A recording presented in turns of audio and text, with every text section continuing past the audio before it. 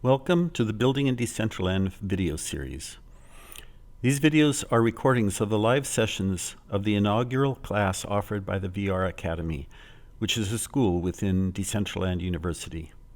My name is Carl Fravel, and I'm the instructor of this course. These videos are largely unedited recordings of the live class sessions. The descriptive text provided below this video includes information about Decentraland, a virtual reality on the blockchain, the Decentraland University and its schools, including the VR Academy, and the course materials for this course, including the lessons and assignments. I hope that you enjoy studying these materials and that they help you to become a very capable builder in Decentraland. Welcome, everyone. I wanted to first start out with a mention of the invitations that some of you are getting for being able to enter the beta, the private beta of the world. The ability to get to explorer.decentraland.org, like this here, and be able to log in and get in. I have been providing the email addresses of those of you whose email addresses I have, either from the registration to these meetings or because you've sent them to me. If you don't yet have beta access and you haven't sent your email to me, please do. And I will try to get you a priority invitation. But the invitation looks like this: subject, early access to Decentraland.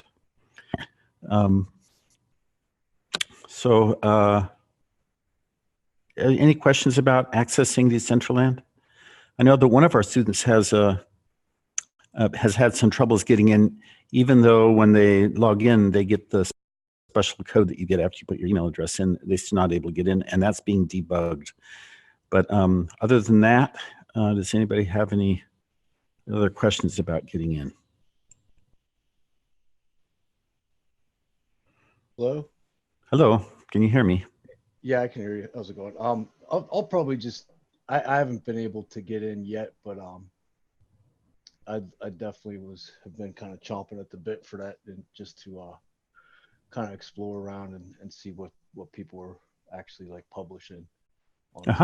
But everybody in this class is welcome to send me their, make sure I have their email address. You can send that in a private message.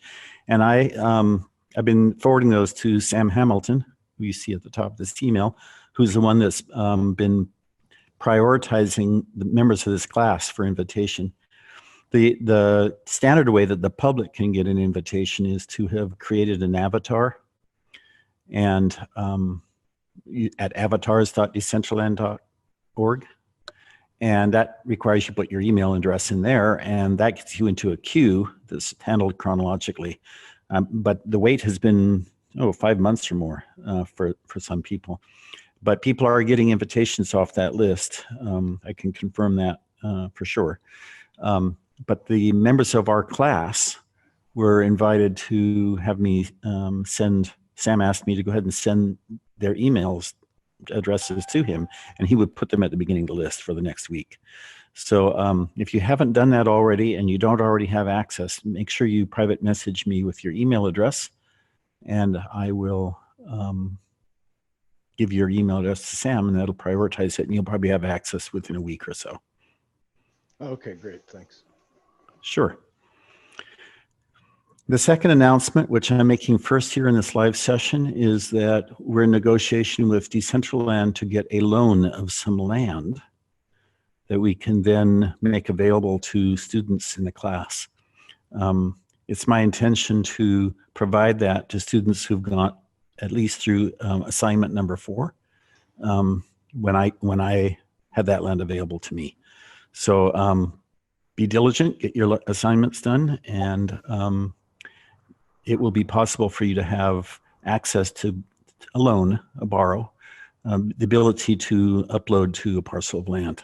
How much land? Well, at least one parcel. It depends a little bit how much they provide to us and how many students there are in the class at that time, which right now, by the way, there are 50. Second, the next thing I wanted to discuss a little bit briefly was certificates of completion. Those will be offered to people who've completed the assignments, and they'll come for sure in the form of a PDF with your name on it. We're also looking into making a non-fungible token, which we can make unique to you and send to your Ethereum wallet.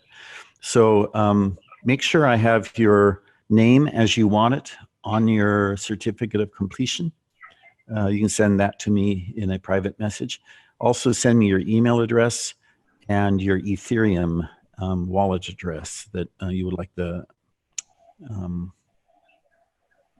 token of completion to go into.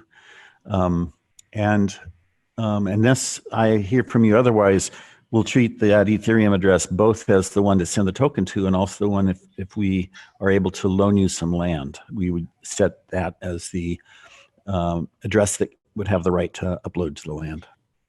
So once again, your name for the certificate, your email address, your Ethereum address that you want to use for the lend of land and for the awarding of a token for completion. Are there any questions about those things?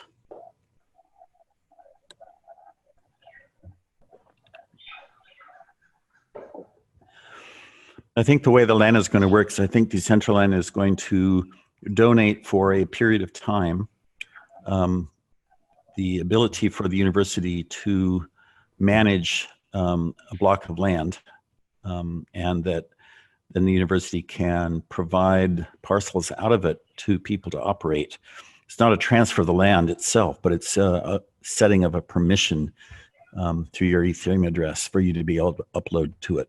And we'll recycle those from, from class to class, but you would have it for surely at least weeks or months while you're learning how to upload. And lesson 6 asks you to upload to land. So you will need to have some if you don't have some already. Okay. The first thing I want to do today, kind of a review of some of the previous sessions, is to troubleshoot a scene. So let's just imagine the scenario that you've gotten a scene from somebody and they're having troubles with it, or you've gotten a scene from somehow and it has some problems and you want to work through those. So I was going to kind of walk through a troubleshooting scene today. And maybe we could treat this as a pop quiz and see who can figure out what some of the problems with it are. So the scene I'm using is this in a zip file here. So let's first of all take a look at what's in the zip file. Does there seem to be anything missing or anything extra in the zip file? The bin? Does it kind of look good? Yep, the bin is not needed. That's correct. It's not hurting anything. It's just making it bigger than it needs to be. As it is, it's 69K. It's not too bad. If we go in there, oops, that's not what's supposed to be in there, right? I was going to go in and make sure we could delete it, but what we're seeing in here is something wrong, right? What should be in here is, no, maybe this is right. Anyway, it's generally not needed because when you get a scene from somebody, there's a way to set it up into a working directory. Let's look in the source directory, TS file. In the bin directory, it's a JS file. I don't usually look in here, so maybe that's what's usually in here. It's the results of the build process. How about in the models directory? There's one sub directory here, or subfolder.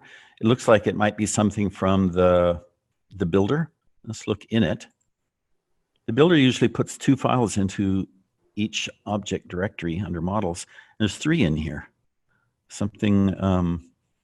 These 2 came down at the same time, probably from a builder scene, and then there's another GLB that's in this directory. Normally, I think different GLBs would each be in their own subdirectory, but they can be in the same directory. They could all be, just in the models directory. Let's go back up one.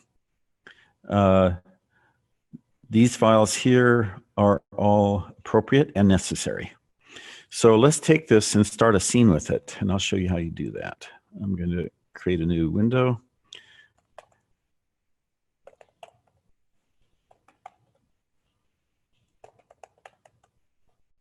I will go in the class directory. I think I have, yes.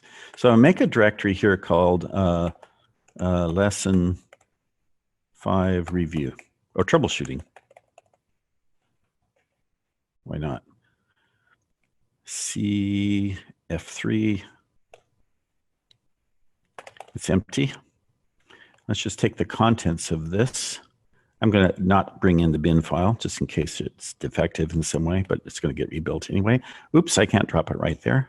So instead, what I'm going to do is copy everything up to the right arrow and open up a new Explorer window. Or actually, what I can just do is go Explorer on this directory, period. Oops, period. I have to spell it right, of course.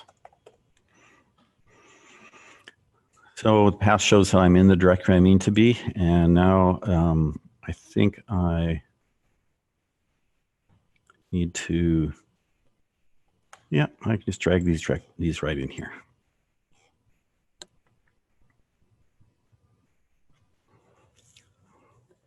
So we have this is kind of the transfer format for handing a scene to somebody. These are the files you need, but it won't run. If you run DCL start, it won't run. So instead, you have to first install part of the SDK. And you do that in the directory, not the source subdirectory, not the parent directory, not your home directory. You do it in the scene directory, this directory right here, just above the source and models. You do it here. And the reason that works without saying what package you're installing is because you already have a package JSON in here. Let me just open that up for a moment so you can see what's in it. This is the control file for, this is the control file for NPM, and it says it has a to build this. It has a dependency on Decentraland ECS package, and to please get the latest version of it. Decentraland ECS package is the portion of the SDK that is necessary to run a scene. It's not the part that has the DCL commands in it. That's a package that's just called Decentraland. But it's the one that the scene runs on. It's the one that your Visual Studio Code will need to have access to understand what a GTLF shape is or something like that. So this is a good package file. It looks good to me. So I'm going to do npm-i here to build the SDK pieces around this scene. And it's normal to get these warnings. Either they'll just always be there, or they're just a minor thing that Decentraland hasn't fixed yet. I'm not sure which, but they're harmless. This is what a successful run of the npm-i in a scene directory will look like. And now, if you go back to the Explorer of this, we see that there's more stuff here now. There's node modules, and this is really a big file, a big folder. It's 72 megabytes. So why you don't want to put it in a zip file when you hand a zip file to somebody. It turns the product, the scene from a few tens of K or maybe a megabyte to 72 megabytes. It doesn't have a bin yet because we haven't done DCL start or DCL build. It also added a file called packagelock.json. You also do not want to put that in a zip file when you send it. It's just not needed. It just gets created.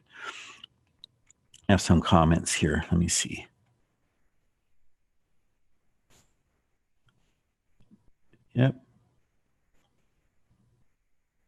Yep, you do not need to send node modules to somebody. Somebody was asking about that. Yep, because it's really too large. Okay, so there's another step here, which is, of course, previewing the scene. I'm sorry. There we go. Previewing the scene, which we can do now that we have the basic content of the scene there and we've run npm-i to get the SDK there. So that would be DCL start. see what we get. Carl, may I ask a quick question? Yes. When sometimes I'll do DCL start without doing the npm I, and it says that the latest is not installed, but then it goes ahead and installs it. That's Now, probably maybe DCL start will run that if necessary. That may be an addition that they've made at some point. Yeah, I was wondering if I don't run the npm I, like what I'm missing just by. If you get the scene to pop up, you're not missing anything. Okay. Yeah, it's fine. The other reason to run npm I maybe before you run DCL start is the fact that you need node modules.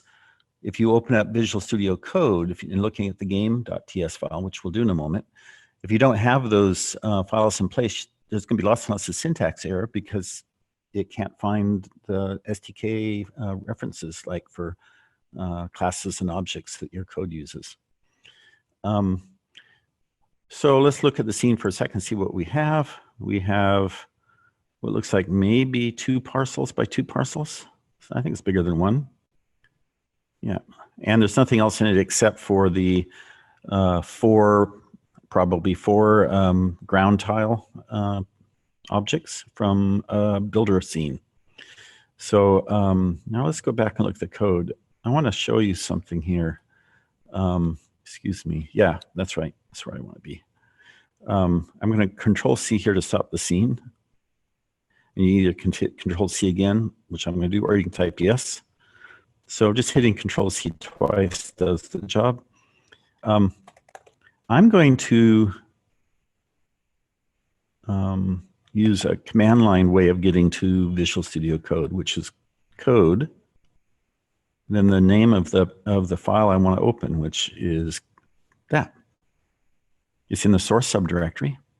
In Windows, you have to use a backslash to separate parts of a path and file name, and game.ts. So if I do that, it will open it up in the Visual Studio Code app, which may already be open because you may have already been using it, or it may open it freshly. And this, looks like it really is an export from the builder, which is consistent with what we were seeing in the content. All right, so I want to show you something though. Where's here it is. If I go in here and I delete the pieces that you don't usually transfer, these 3 right there, I think that's it. Yeah, I'm going to actually delete them out of here. No harm, right? So this is what we started with when we unzipped it. And if I ever just close Visual Studio Code and then reopen it, it just remembers what files I was working on. It reopens them. But now we have tons of syntax errors. All these class names that are provided by the SDK are now unknown to Visual Studio Code. So it says syntactically that's an error because I have no idea what it is. So this is one of the reasons why you might choose to run npmi, whether you've tried to start the scene or not, just to get the pieces in place that you need to get rid of those syntax errors. So that's a thing that people run into sometimes. Now they're still showing here because Visual Studio Code doesn't know to refresh itself. So I'm just going to close it and reopen it right back up again. And now the syntax errors won't come around. We do have an additional model that got added down in the models directory structure, and it's not showing up. Looks to me like the spacing in this file is not ideal because you see this repetitive pattern here. You can see it over here in the mini window too, of objects being created. And then after the last engine add entity, there's a few more lines here. So I'm just going to make some space to separate those out. A new entity is being created. A shape is being created with a name, which doesn't look like what that model name and path would be. Somebody put some dots in here. That's the syntax errors, right? So that is underlined. Let's just take them out.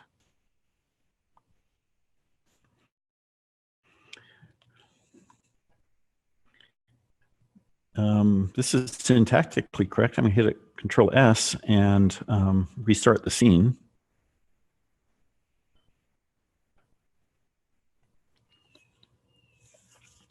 I was hitting up arrow there to get back to previous commands. I'm close the other copy of the scene and let this one load.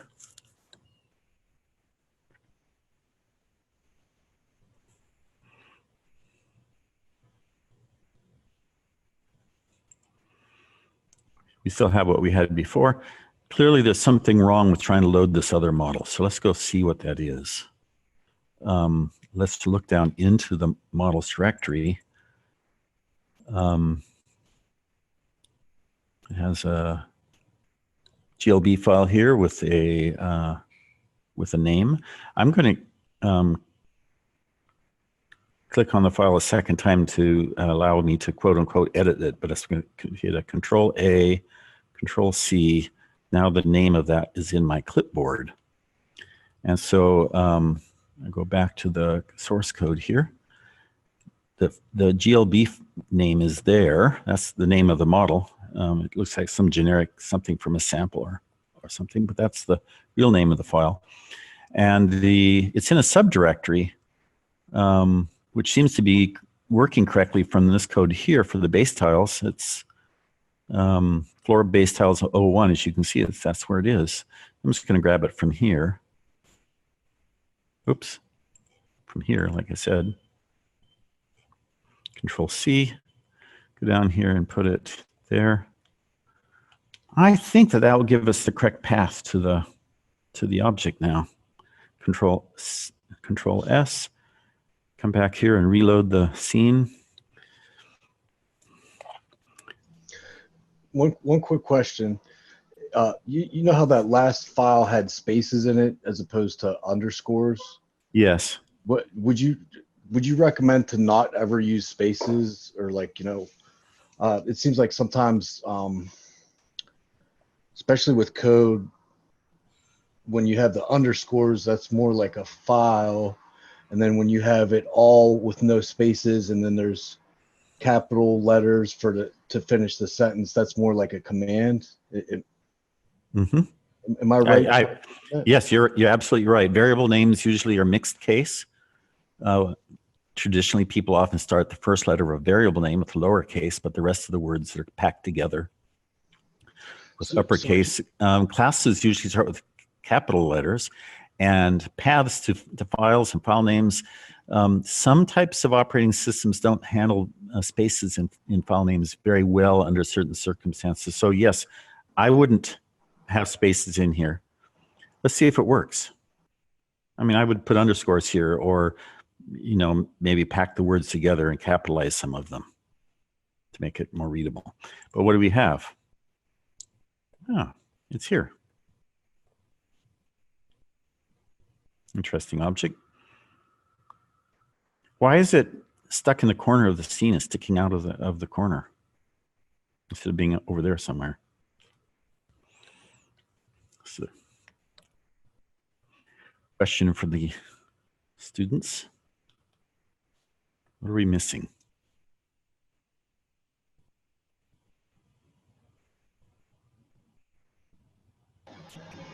The XYZ for the position. Yeah. Yes. What code should I borrow from up above and put down here in order to? That's a really nice and typical way to work, is you borrow code rather than typing it all from scratch if there's something similar to what you need. So it looks like this additional object was used with add component rather than add component to replace. That's fine because there wasn't a previous component of that type on my model. But the shape was added. But what's seems to be missing in the last section of code are these lines here, right?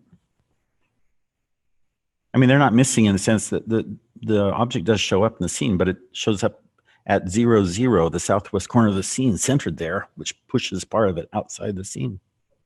So I'm going to copy those lines and stick them in the equivalent place here. And now we have a little cleanup to do. You see we've introduced a syntax error. Can anybody tell me why these two are underlined red? It's because you used them twice. You have to label a second one transform 6. Yeah, or something else like, Or something. yeah. So we'll call it, we're calling this thing my model. So how about my transform? That's the way I would do a variable name, a lowercase on the first letter, but capitals on any other words in it. So I'm copying that, and where it was transfer 5 later in the code here, I'm pasting in there, replacing that. So we don't have a syntax error now. Where will this object show up in the scene now?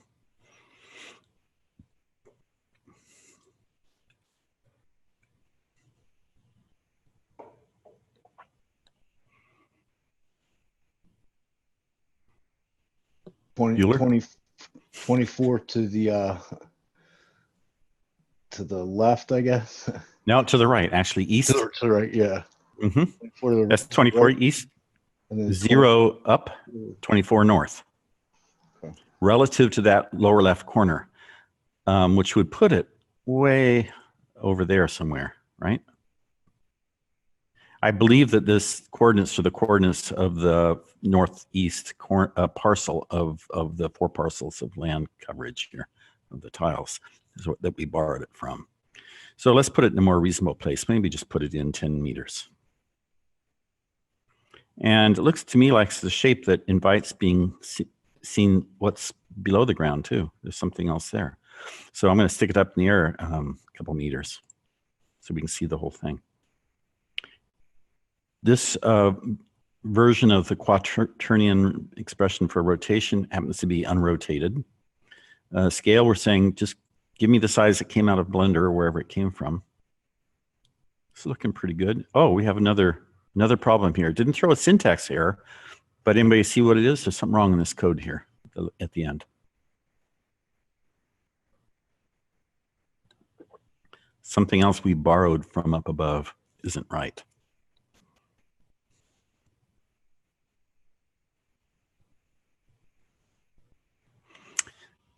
Nobody's seeing it. I'm going to see what it does in the scene. Why not?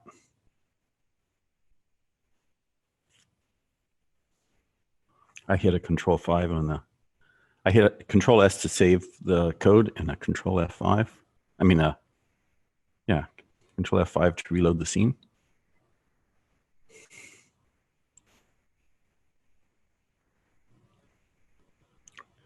Instead of moving the box, we move the corner piece of tile up a meter and over closer to this corner.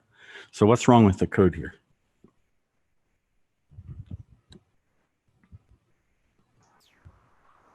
Where it says floor-based tile down at the bottom right above engine. Have to change. We want to move our model, our new model, not the piece of tile. So we borrowed this code, but we didn't change everything in it that needed to be changed. We caught the syntax errors, but there was just logically, we didn't want to move the floor tile to the right place and then move it again to the wrong place.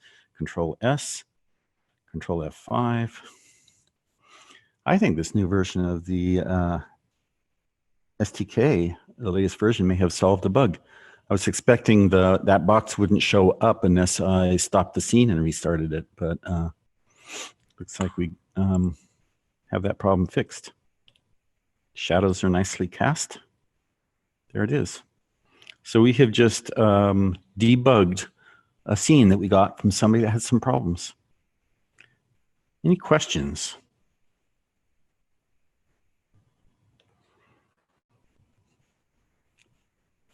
How can you tell where the scene originally came from? Is there any heritage fingerprints in it? What does it look like?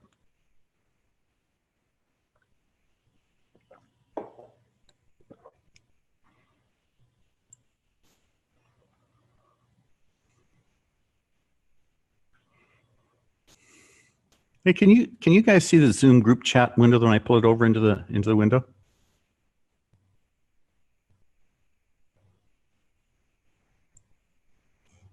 I've never known whether you can see your own questions here on my screen. I have it as a window in itself that I can move around. I don't see. Oh, of course, you all have it also. Okay, silly me. You don't need to see it via my screen. Okay, if you have looked at the scene that gets downloaded from a builder, a scene that it looks like this. It has these repeating sections that look just like this. It creates an entity. It sets it to parent to the scene. It puts a shape into it. It sets up a transform and puts the transform into it and adds it to the engine. It does that again and again for everything in the scene. So this scene started out with being built in the builder. Then it got downloaded and somebody manually constructed a little bit more code on it to add a custom object. This is like a assignment. What would that be? 3 example. Okay, so we debugged the scene. Any other questions? What we've done so far? So it kind of looks like this scene is multiple parcels. Is there anywhere in the game TS file that will say how many parcels the scene contains, I guess? Great question. No, it's not in that file. It's in the, oops. Oh yeah, this is where I am. If you go up here, this is the other really important file for a scene, scene.json. It's also openable in code, so I'm just going to double click on it. And it has 2 things that are really important for the definition of the size and location of the scene. One is a parcels list, which, by the way, if you just do a DCL init in an empty directory, you get one of these, but it just has 0, 0 in it. So oops, it would just look like that. It says just one parcel at 0, 0, right in the middle of the world. And the parcel that coordinates should be based on in the scene would be the southwest corner of the space parcel. Whereas if I undo that and put those back in, this is a square of 4 parcels, and the base parcel in it from which coordinates would be measured would be the southwest one. Remember, the coordinates are positive to the east and positive to the north in coordinate space.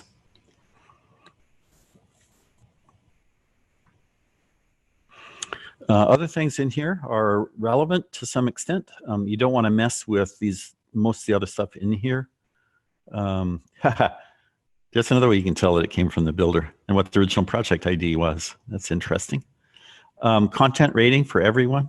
Seriously, if you're going to make an adult scene, you should change this. Eventually, the client will probably detect this rating in a scene. And I'm expecting that there will be a way to set your client to not see adult content. But while we're working on it, I think we just want to, looks like it's using the game standard of everyone. So you might want to make it teens or, I forget what the mature rating is called. Something 17, I think. Anyway, you don't want to mess with the signaling stuff. This is the reference to the runtime engine of what server is being used to coordinate chat between people and other things that need to be coordinated, like whose avatar is where. So you leave that stuff alone. But when you're deciding where to put a scene in the world, you've got to get this right. And I put a link in one of the later lessons to a little web-based tool I made that allows you to put in 4 coordinates for your scene and get this long list. I mean, you may have 20, so and you don't want to type them all, you'll make a mistake. So I have a tool that generates this piece right here for you for a larger scene. Author name and email. Probably going to be useful in the future for something. Owner, they're not using anymore. It used to be where you would put the Ethereum address that gave you permission to upload it. But they've worked out a different mechanism. So I don't know that they're ever going to use that field again. I don't know where the title shows up, maybe at the top of the browser on the tab. But anyway, I think that's what it's for. So the most important stuff is the base parcel and the parcels list. This is JavaScript object notation. That's what JSON stands for. It's a subset of JavaScript notation that is used for defining data. This could be dropped right into a TypeScript or a JavaScript program if you wanted to define the data locally, for example. And the square brackets indicate an array. These array elements are quoted strings with commas between them. So you don't want to put a comma at the end, although TypeScript handles that okay. JavaScript by itself doesn't. You see, it's a syntax error. You just don't. You don't put it. It's not a terminator. It's a separator. So you put it at the end of all of them except the last one. What does JSON stand for? JavaScript object notation.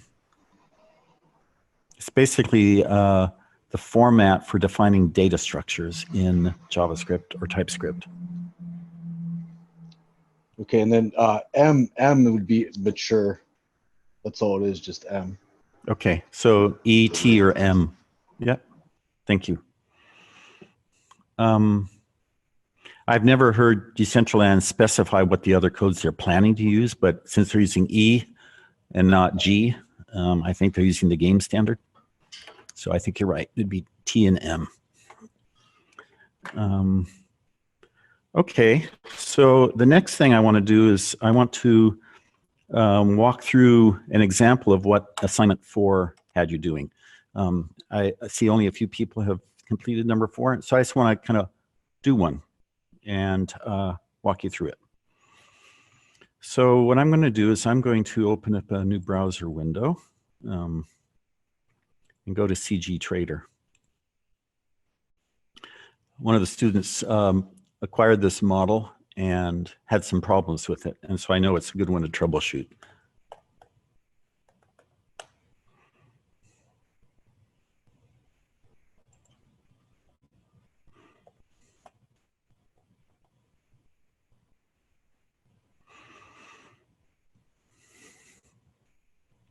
It's this one here, this old chess set.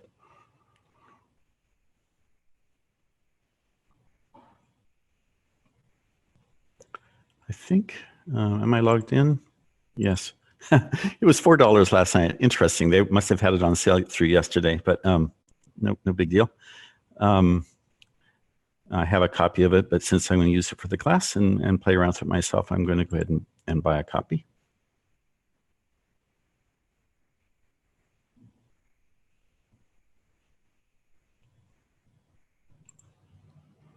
Yeah, there it is, $4.95, $4.90. Not sure. I have some sort of credits or something. Okay. Are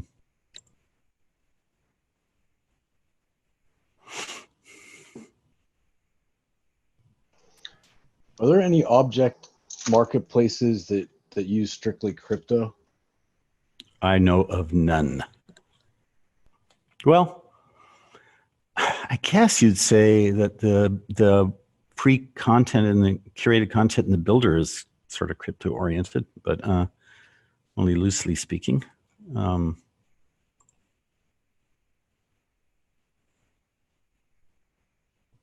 Everybody gets to watch my PayPal account being used. Fortunately, everything's obscured. All right, so I've spent $105 over the last several years. I'm going to click on this download link, and I see the various formats that are available to me. I'm kind of excited to see that there's a blend file. Also, one can import OBJs or FBXs. OBJs are paired with textures and materials. So I'm going to download almost everything here. I don't need the Cinema 4D. Very possibly the modeling tool that was originally used. So I'm going to download the blend, the MTL that goes to the OBJ, the FBX in case that's the best way to get it into an OBJ, and the textures.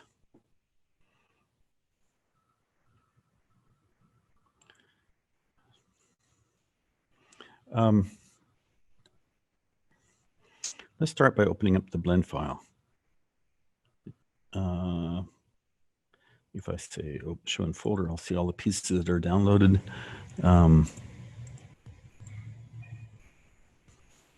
Two of them are still downloading, but let's try opening up the Blender file.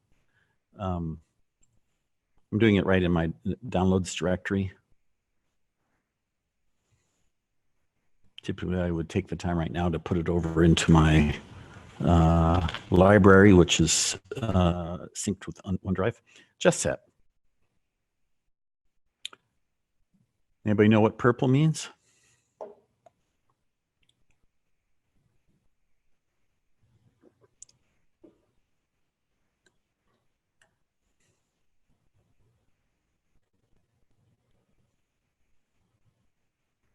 Where's my chat window?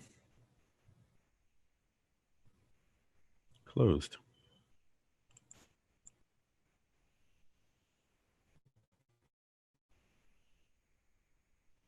Good. Every time I've seen purple like this, it means there's something wrong with the materials. They're missing, or there's something missing in them, or they just don't exist.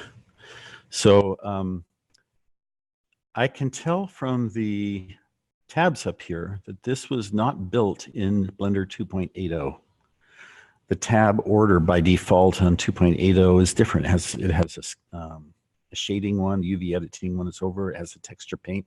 So this is one clue that it was that this is a older version of Blender data file, probably 2.79, and we're using 2.80. So it could have some problems with materials. It could have some other problems.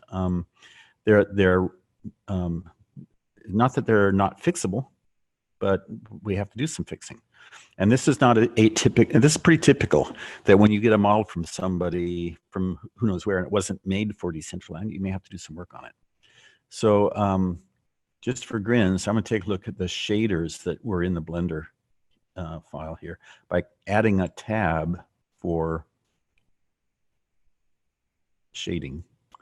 The easiest way to get to the shader nodes. And let's just pick one of the pieces here, like the bishops, and see what its materials look like. Black bishop. There's two black bishops here. They use the same material, and that material is, oh, I picked the white bishop. It's a little hard to tell when they're purple. Oh, it's selected. I could have probably known that from looking at the fact that there's a selection indicator there. And what do we have for the nodes here? Well, it's principal BSDF. That looks good. It's multiplying a couple of texture files together and using that for the color. That's kind of unusual. It also has a roughness texture being brought in. It has a texture for, what's the name of it here? Normal map. That makes sense. It's headed to the normal input on the shader. But there's something wrong here. Not sure what. Let's just see what happens when we try to export it to a GLTF file, a GLB file. I'm going to double check that it says GLB here. By habit, I always hit apply modifiers in case there's modifiers in the scene. And let's just see what happens now when I export it. We're in downloads. Let's say old chess set dot GLB. It will provide that if I don't put it, but let me do that, export it. It's a large scene. It'll take a while to export.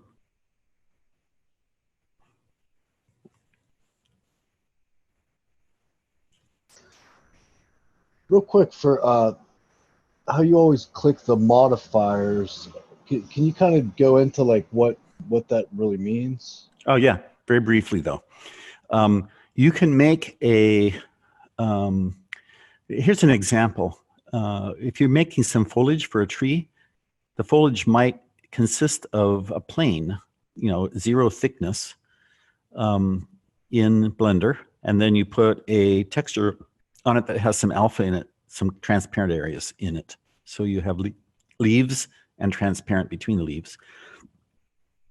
But Decentraland treats a 0 thickness object that has an alpha on it in a way that's not ideal for foliage. You go around on the other side and you're not seeing the mirror image, you're seeing the same image. So the two sides don't line up. However, if you give it just even a millimeter of thickness, then one side is positive and the other side is mirror image, as you'd expect. That's just something about the way the renderer works. And so rather than taking the time to go back and make that plane into a thin box, you can apply a thickening, solidify modifier to that plane. So you select that plane, you go over into modifications, you say, I want to add, do the solidify, and you give it a millimeter thickness. And now you've created pseudo mesh, sort of.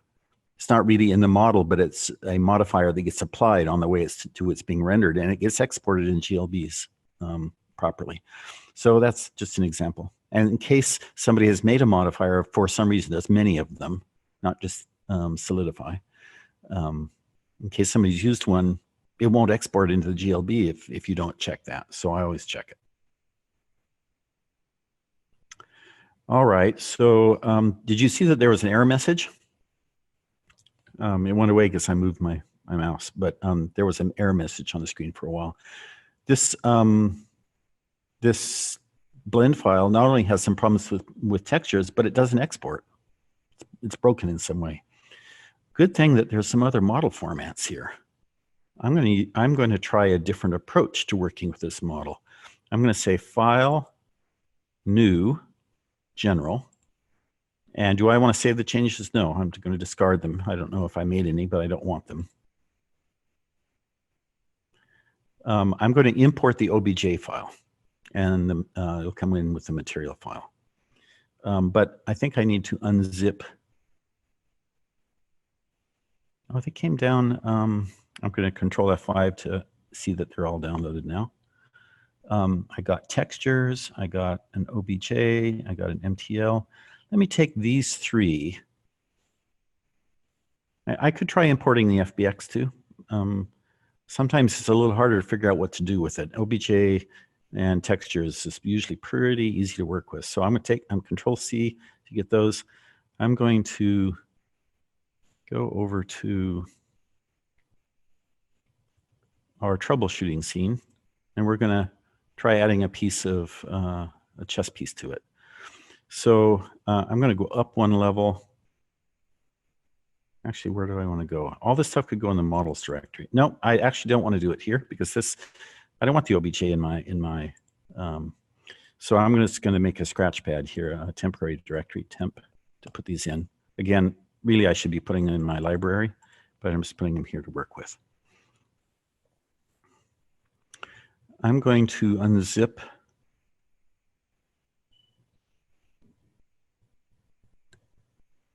excuse me, right click on just the one, extract here.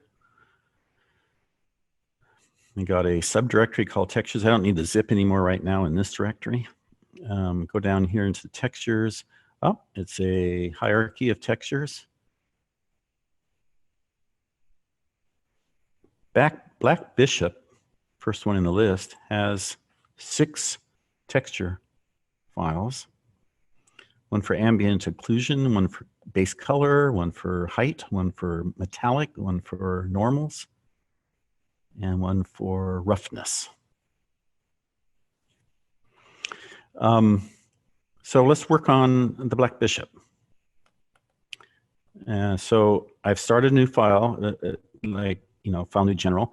I don't want the boxes in it. I see this highlighted already, so I don't even need to click on it to delete it with the delete key. And now I'm going to file, import a OBJ. So Wavefront is the company that originally defined that standard. So Wavefront OBJ file. It's way off somewhere else. I'm going to go back over here to where I am working on that scene.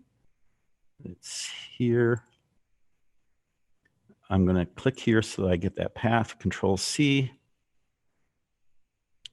I click over right. That's all selected. A Control V. Enter.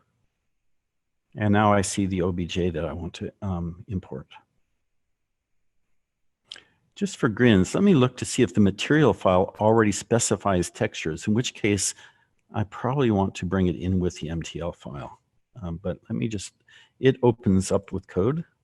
MTL files are text files. And it has materials in here, but none of them refer to the texture images.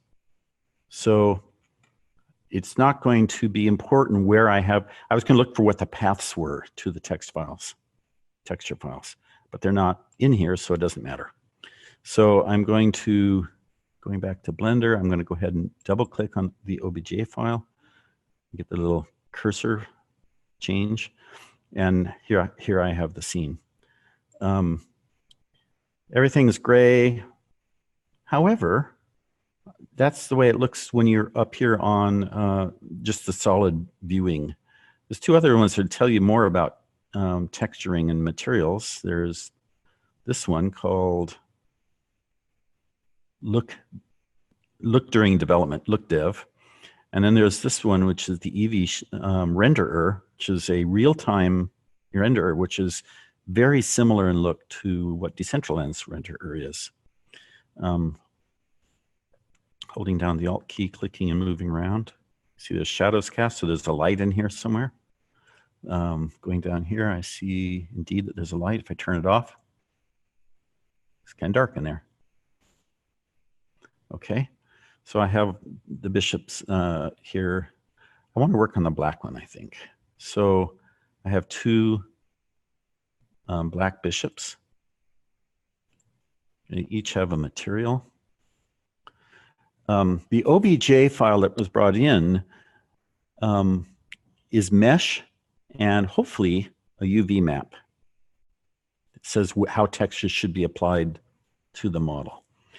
The MTL file can specify things like colors, or it can specify external texture files, which it didn't. So which one is the Black Bishop one? That one over there. Let's work on that one. Alt, click, turn. Oops, sorry. And if I put it on this and, I'm curious to know whether or not it has a UV map. I'm kind of curious to what the shading is like.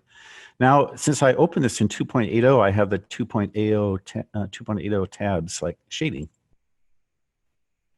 Here's the shader that was invented by Blender when it imported the OBJ. It's a simple version. It's the most basic version of principal BSDF and material output with the BSDF going to the surface. That is like the basic material node map that is compatible with Decentraland. So if I, let me deselect that so that we can see it. Oops.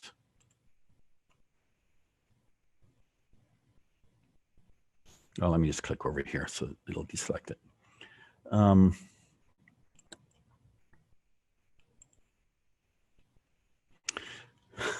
I get in this mode sometimes where there's a wireframe showing, and I don't know how you turn it off once you get it going. Let's just, for now, work with the other bishop. Does that work? Oh, it's because I'm in edit mode. If I go to object mode, I think, yes, sorry. If I select it now, it's highlighted. Just for grins, let's make it black. Just take the base color here, pull it down. And we see that both bishops turn black because they're using the same material, right? So we could just stop there and use that, right? It's kind of, doesn't look very realistic though, right? We can make it look more realistic by attaching those texture files. So let's start by using the color not specified here explicitly as a base color, but by attaching a texture to it. So I'm going to go to add a texture node, image texture. Go ahead. I'm adding an image texture. I'm going to attach it to the color, base color input, color to color. And I'm going to open, where were those files? They were here.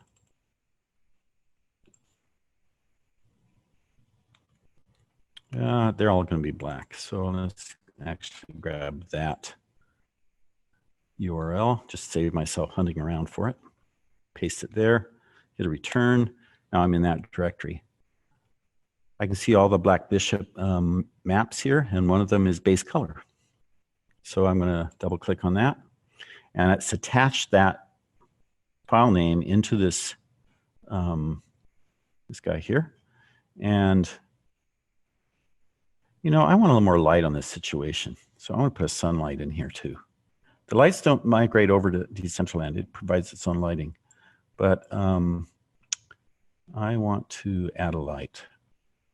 So I could right click and copy, and then where do I paste? Do I go up here to the collection and paste? And oh, the light got brighter. I must have got a second light.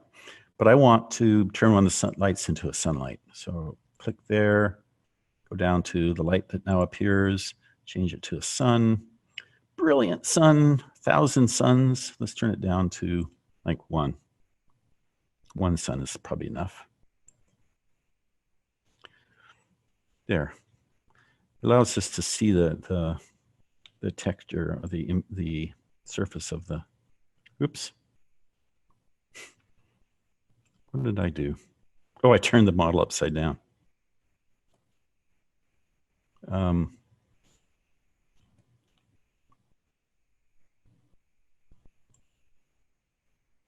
little hard to see, but I think there's a little bit more interesting coloration here, like a little bit of variation in it, because that map, base color, has some variations of grays and charcoals and stuff. So the other really interesting map that is provided in the set. By the way, some of the maps that provided are not very useful in this. I've played around with it last night. But the other one that is useful is the normal map. Let me tell you what that does. Normals are a way of faking the renderer into making it look like there is 3D texture on the surface of something, like cracks or bumps. And the way it does that is it tells you at every point on the surface how the light should reflect off of it, like at what angle. And therefore, if it reflects off at something other than the kind of expected angle being just like it would in a mirror, you can say reflected at a different angle, and your eye, when you see that, tells you that the surface is bent or distorted at that point. And it works really well for everything except when, like on a wall, if you get up right next to the wall and look down the wall, there's no roughness.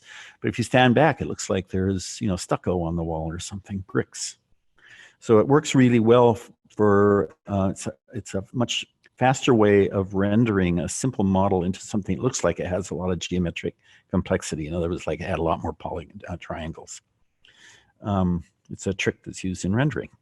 So let's go get another texture map, texture image, and hook it up to normals here. So I'm going to add another texture of an image texture here. And this one I'm going to have Black Bishop normal map. Open, I think I still have that in my clipboard here. Black Bishop normal. Double click.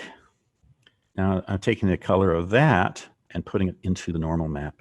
It is an image. It's this one here. And without going into a lot of detail, I'm just going to say that the variations in color and intensity in a normal map are what tells the surface how to reflect light. And you can usually tell a normal map because it's basically this kind of lavender color with some variation in it. And the result of that is now I have, oops, what did I just do? Oh, it moved over onto here. Go back to the rendering view. I have like little cracks and things in it, right? And some reflectiveness that looks different at different angles.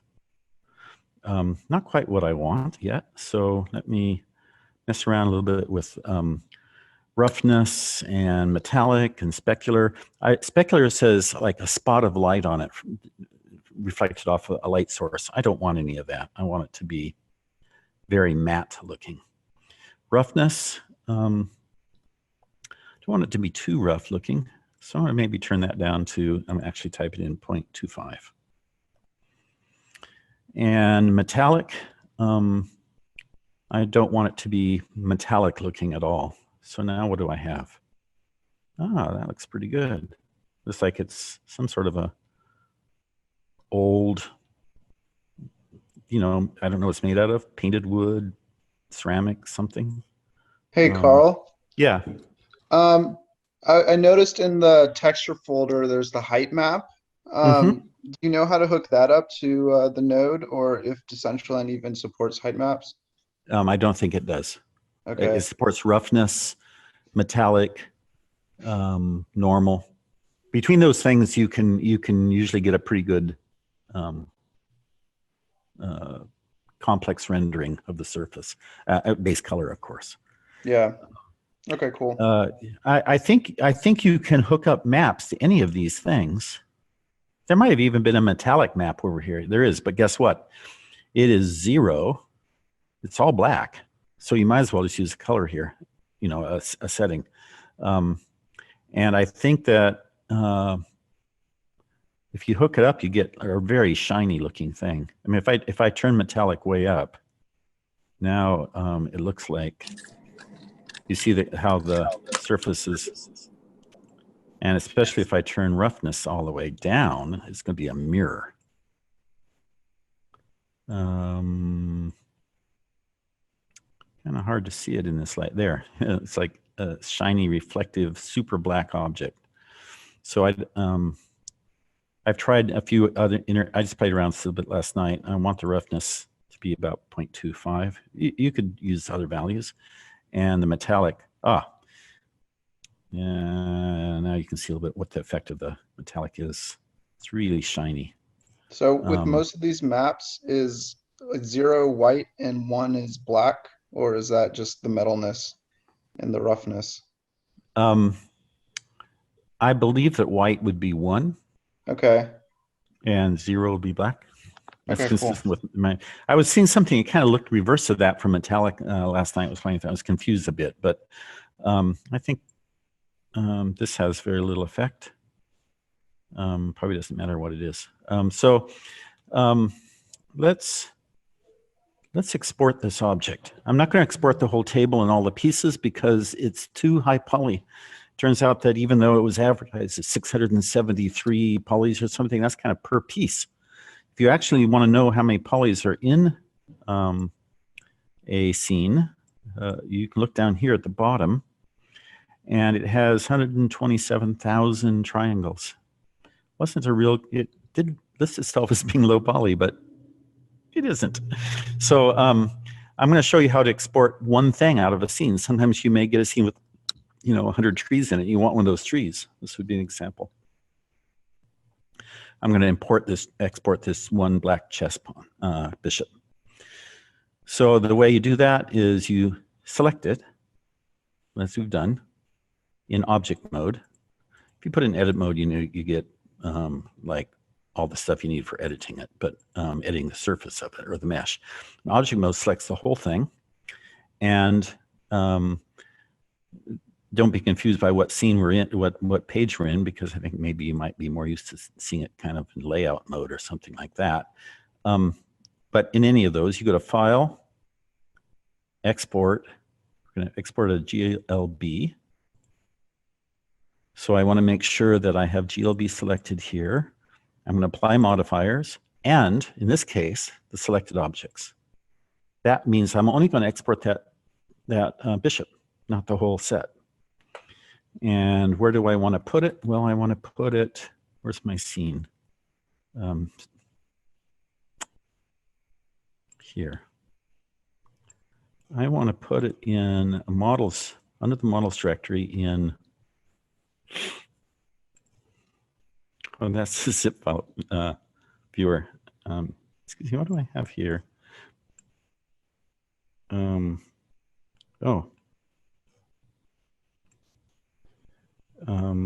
Sorry, confused myself a little bit there.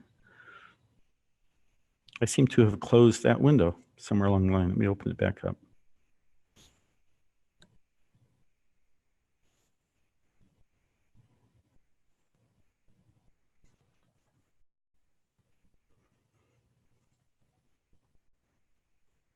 Making a new folder under models called, let's call it chess, in case we wanted to put more pieces in there.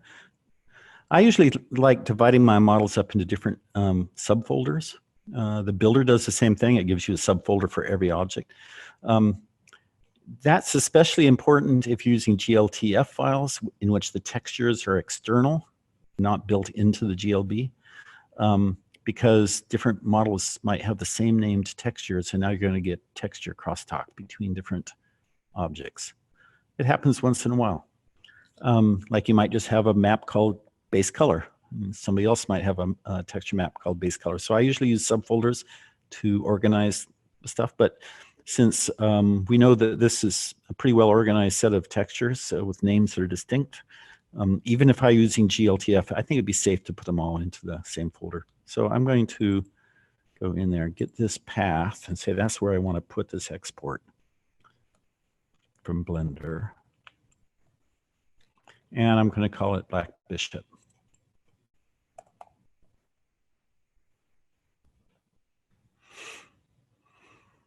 Double checking, GLB, selected objects. Okay, export.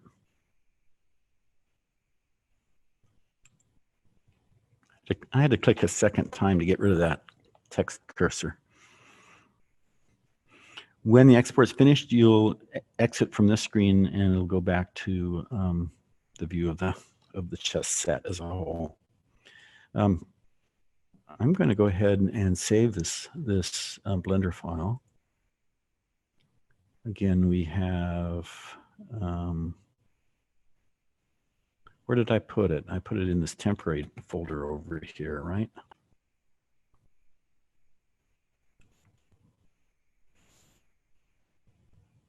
Yeah, this is a good place to put it. On the way eventually maybe to being put in a library. And I'll call it the old chess set fixed.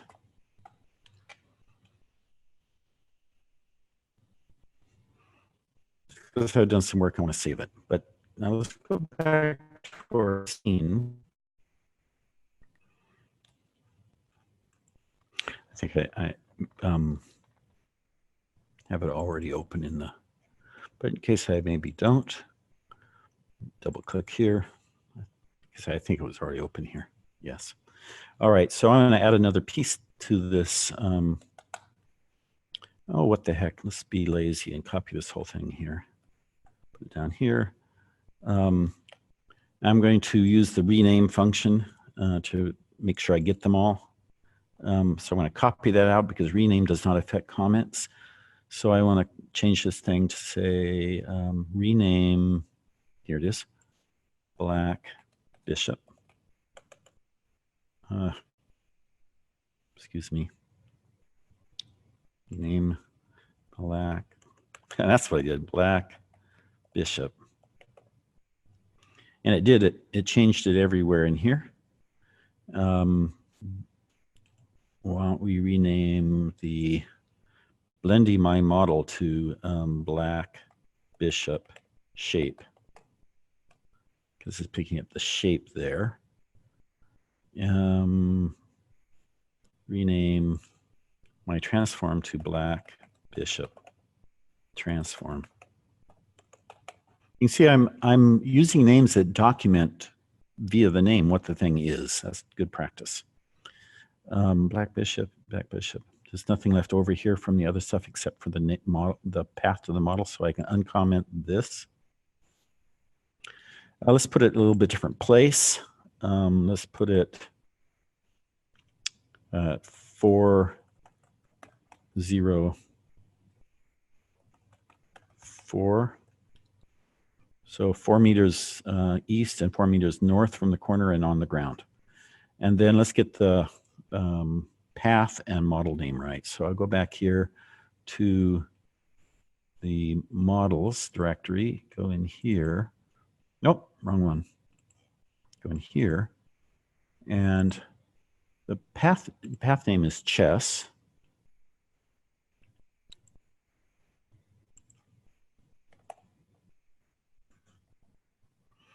And the object name is blackbishop.glb, and I'm lazy, so I'm going to copy and change this part. I did not copy the GLB.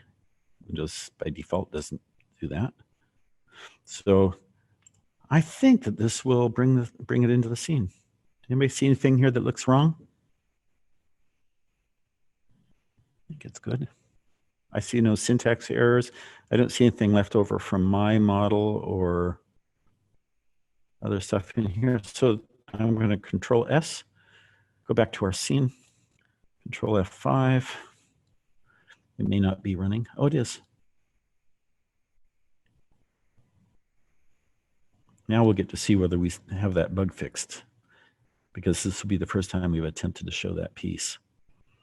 And it's very confusing, people. I've spent probably several times in the last year, spent hours trying to figure out why this isn't showing up. Look at the spelling, and all I needed to do is, they did not fix the bug apparently. I need to kill the scene, which makes that pop up, and then restart it. I think that's what the problem is. It is a often seen problem when something doesn't show up.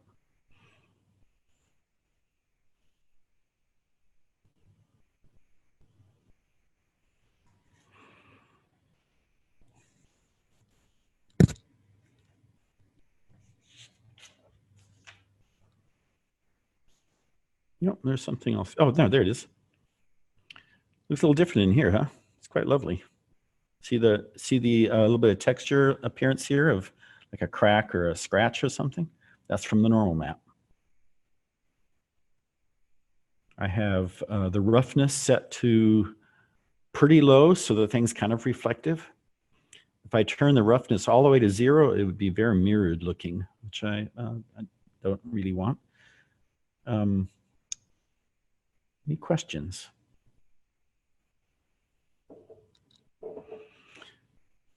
There ends a review of the previous lesson, and we're going to use this scene to,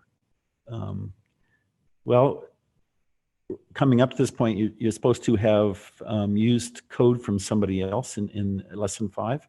And we kind of did that by looking at some problems from a previous piece of code. And then the other purpose of this lesson is to make use of code modules from libraries, various tools, etc., and to make use of the builder HUD that I've made. Let's say that I want to tip this piece over. If it was a king, it'd be like the end of the game, right? I could spend a long time messing with the quaternion or even a Euler version of it, and change the number, reload the scene. Not quite right. Change the number, reload the scene. So I was spending about half my time on scene building doing that. The other half figuring out why a piece didn't load when I had a bug. And anyway, so I'm going to use the builder HUD module to tip this piece over and put it on the ground correctly. So the way we do that is I'm going to just go up one scene so I can get a directory here, right click, open in a new window, and then work my way all the way up here in it to my library. My library has a scene base, which we talked about in a previous lesson. It just has a bunch of boilerplate that I use a lot. It also has a demo of the builder HUD. You find the builder HUD in the you can find the builder HUD in the source module subdirectory here as one of many TypeScript modules that I have made and use. But the easiest way to get it, by the way, these are both available in GitLab, so you can obtain them. But the easiest way is to go to Builder HUD. I like using Beyond Compare to do this. So I'm going to go right click here and say, I want the left side of my comparison of two folders to be that folder. And then back over here, lesson 5 to be the right side of the comparison, compare to the other folder. And the reason I like doing this, it makes it really easy to move stuff over into my new scene. So the main things I'm moving over for this, and these are documented in this builder HUD.ts file, but I'm going to move. Do you see that this is down in a module subdirectory here, but not over here? There's no module subdirectory. The nice thing about Beyond Compare, if I just copy that folder, that file to the right, it also builds the folder structure for it. And then the other things I need to get this folder over, it has the image for the user interface of the builder HUD. So I copy that to right. And it also has some models, a pointer object and an XYZ widget. So I'm going to copy to right there. Now my scene has all the files that it needs for using the builder HUD, but it's not yet using the builder HUD. So if I go into the source here to this guy here and open it with the associated app, well, that happens to be Visual Studio Code.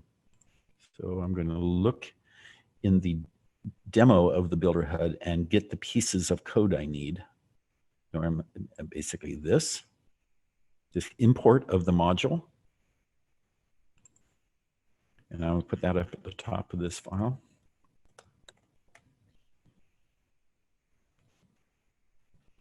The other thing I need is to use it. So to use it, I use these lines, which I'll explain in a moment. I'll put them down at the bottom. The builder HUD is a piece of user interface. It's called HUD, like a heads-up display. It's on the surface of the screen when you're in the world. It's not on the ground.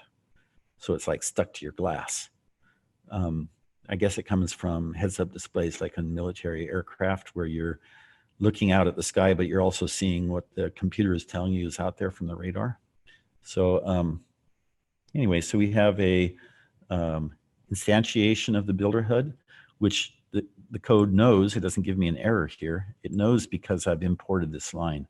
You may have noticed this was graded before. It's not graded anymore because it's being used. And there are two important pieces of code here that you use.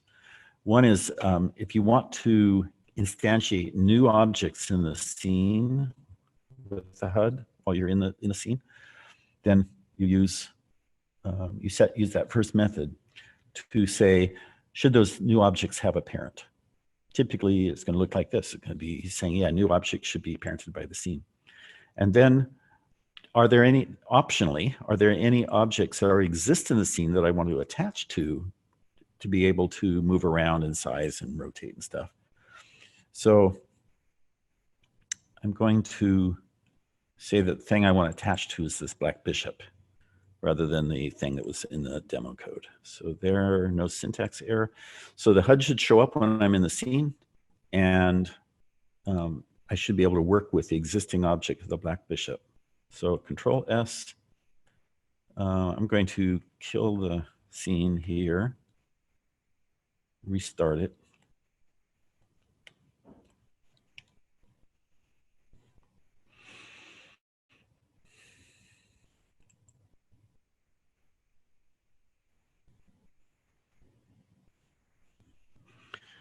I am standing inside the scene, so the HUD that's defined does appear. If I was rezzed outside the scene, or if I step outside, let me just back up here, and you see that when I step outside the scene, the HUD disappears. That's typical of all user interfaces in Decentraland. They disappear when you step outside the scene that they're defined in. So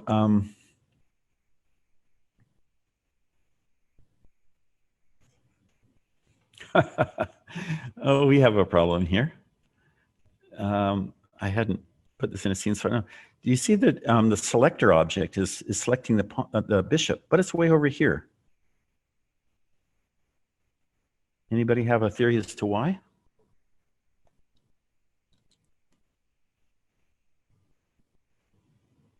Definitely got to get Bueller into this class. It's because the origin of the Blender scene was the middle of the chessboard, and this piece is not in the middle of the chessboard, so it's not centered in the scene. So we're going to fix that over in Blender. We're going to select this object as we did, and then do this interesting thing called select invert. That says deselect what's selected and select what's not selected. So now we have everything else selected, and if we hit the delete, guess what? We have just the back chess piece. And I'm going to be careful here not to save over my whole chess set by saying save as black bishop.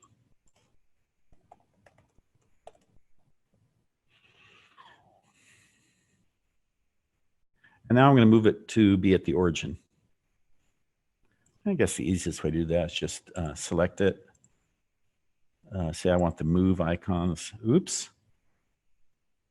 I'd be moving the origin of the scene. What I really want to do is, I am no expert at this, but there's a set of transforms. It says move mesh to origin or something. It's, I'm trying to remember where it is. It's under modeling tab. I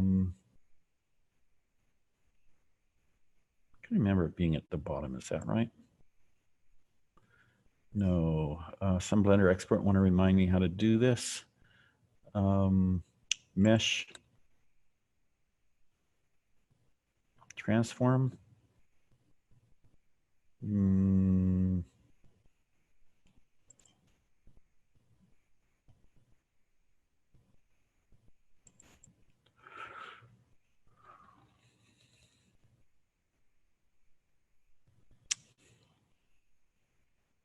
I'm sorry for this pause. I wasn't prepared for this. Under select, maybe.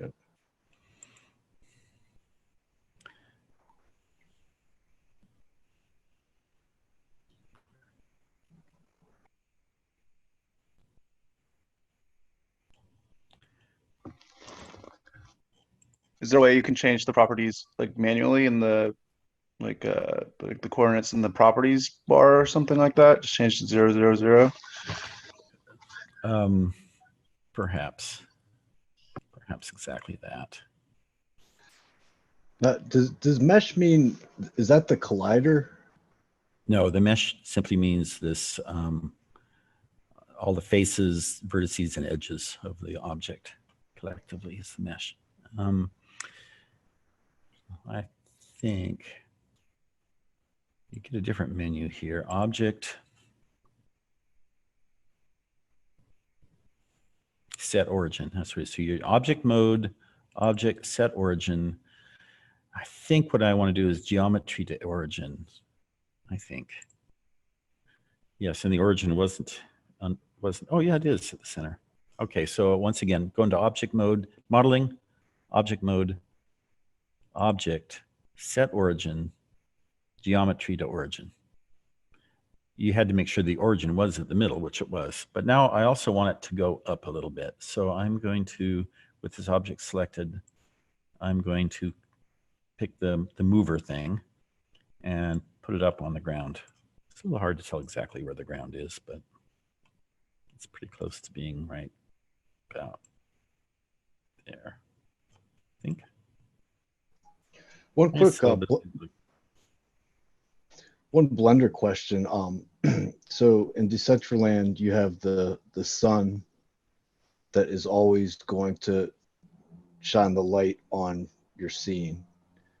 Is there a way that you would have your settings in Blender to kind of reflect what you're going to see in Decentraland, as far as like how you're adjusting the light over in the menu to the right there? Yeah, that's a great question. The closest you're going to get to it is by having a sun in the scene, but there's also some kind of ambient light around. So I think that there's two types of lights you can have be both in the scene. I often forget how you get the lights to show back up. There's clearly a light in the scene. I think. Oh, maybe not. No, it's lit, right? It would be dark in here.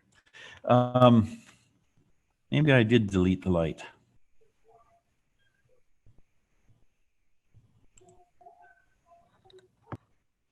So in layout mode, you can add a light. I'm adding a sun. Yeah, I did light it up more. Okay. And sun will probably default to a brightness of 1.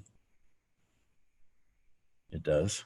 If you start with, I think the light that is a default in the scene is a point light of 1,000 kilowatts. So if you just change that to a sun, you have 1,000 suns.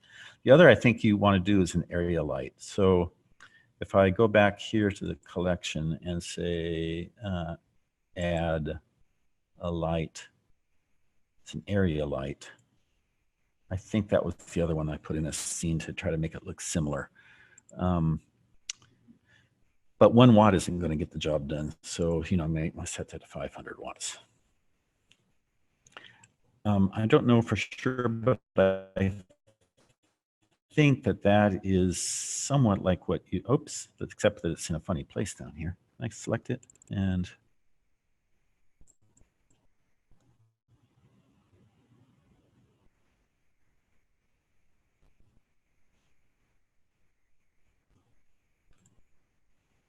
yes. I'm just going to kind of move it. You can also, maybe rotate it some and move it off to some side, maybe like that. So a combination of a sun and area light might get you something similar to what you'll see in Decentraland. Area kind of floods the whole thing with light. They don't have a global illumination sort of light, which Decentraland seems to have a mixture of a sun and sunlight coming from everywhere, like the sky. And there's probably a way to do that with something other than area light. Maybe a very bright area light that's far away. I don't know. but that's close. These lights do not export, but they allow you to see in the scene kind of how it will look. It's not bright enough, is it? The area light, oh, I said 10 watts? I mean 1,000 watts. Let's try 1,000 watts. There we go. And the sun, if I hide the sun. I think your sun is underneath the bishop. Yeah, also. it's the sun that's underneath the bishop. Sun. Move it up and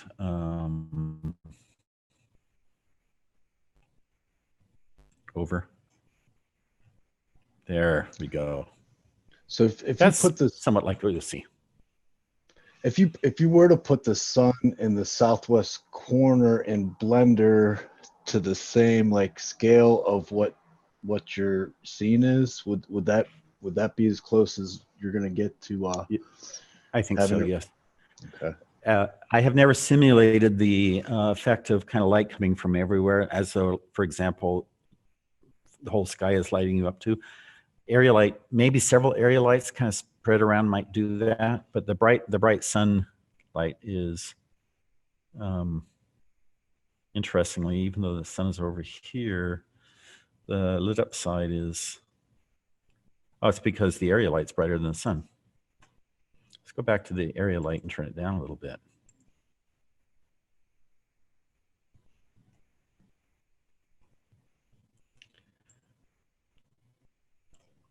Maybe turn the sun up a little bit. Oops.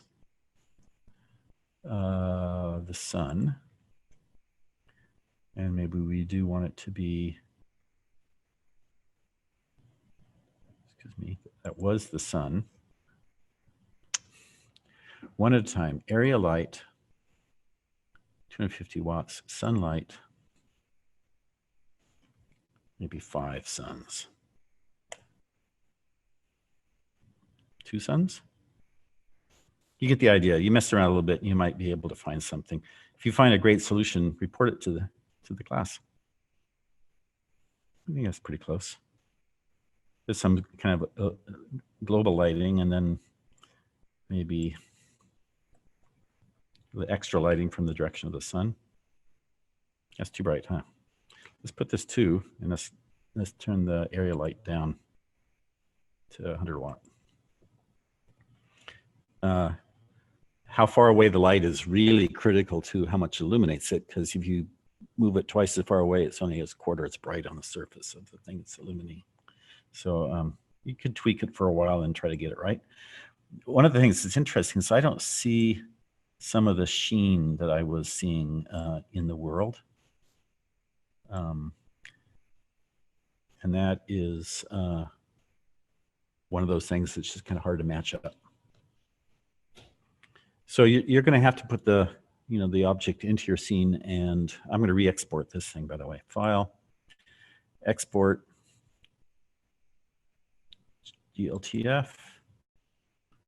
It is the selected object, I think. It may be selected, but in this case, I want to export the whole scene. GLB. I'm going to right over the top of that previous bishop.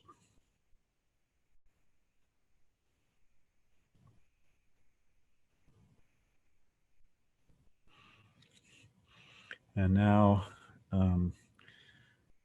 probably we'll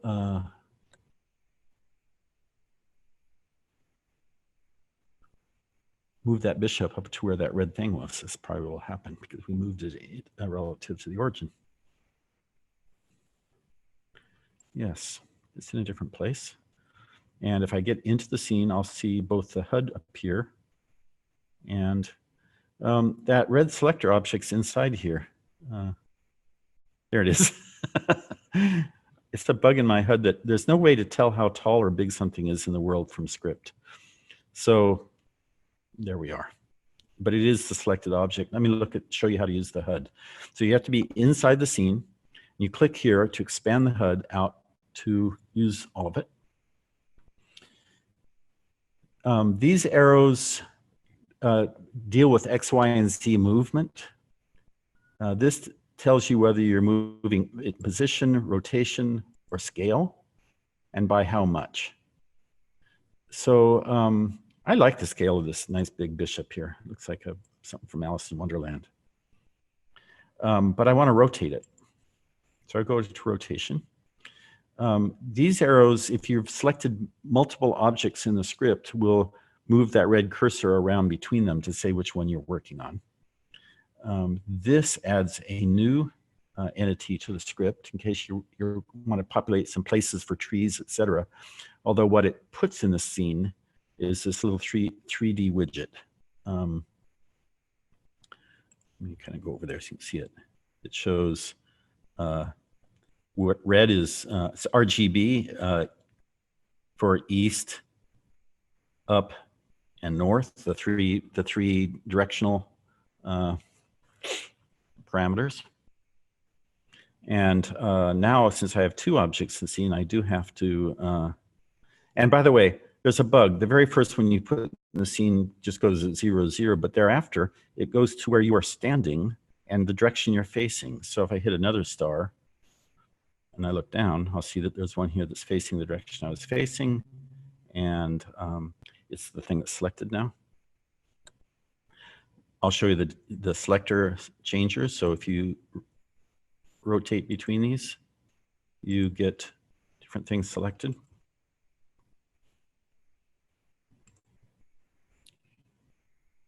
When it disappears, it's because it's inside this big chest piece. So let's see if we can tip this thing over on its side and put it on the ground. I think I want to tip it over to the right here. So I've selected it. I pick a rotation, and this is by how much I'm rotating. 9 degrees, 15, 5, 1. Let's start with a 90. And I don't remember always which arrow it is. So there's an undo just by going back. So, oh, wasn't I lucky? The very first button. That really was pure luck. Now I want to move it up a little bit. So I go to position. This one is pretty obvious. You move it up a little bit. Oh, that's too much. So I reduce the amount to 1/10 of a meter. I'm going to tip it a little bit more. Go ahead. Can you choose your axis of rotation, or is it just the X? Let me show you that. Okay. Yeah. So I was lucky that I clicked on the one that tipped it over that way first. That's actually, by the way, Z rotation, right? I'm rotating around the north-south axis. This says I'm tipping it over the other way, and this is rotating it. See it's rotating on the vertical axis. So each one of these represents X, Y, and Z, but sometimes you have to just play with it, click and say, oops, no, that's not the right one. So I want to rotate it 90 degrees over. I think I want to actually, oops, rotation. I also want to rotate it just a little bit. What did I do? Oh, yes, that one was the rotation this way. I want the little slot to show.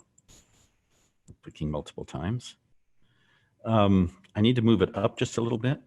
So I go back to position, maybe another 1/10 of a meter. I want to rotate it a little bit more to tip it a little bit more. So let's see, raise it up a little bit more.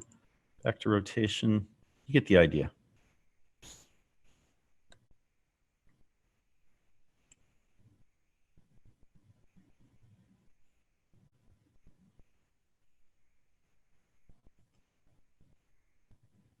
There. Now it just needs to go up a little bit.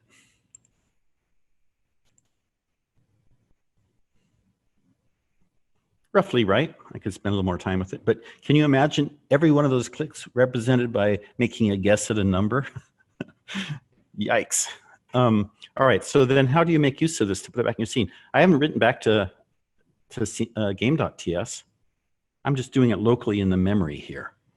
So what you do is you click on the little, believe it or not, this little diskette symbol there.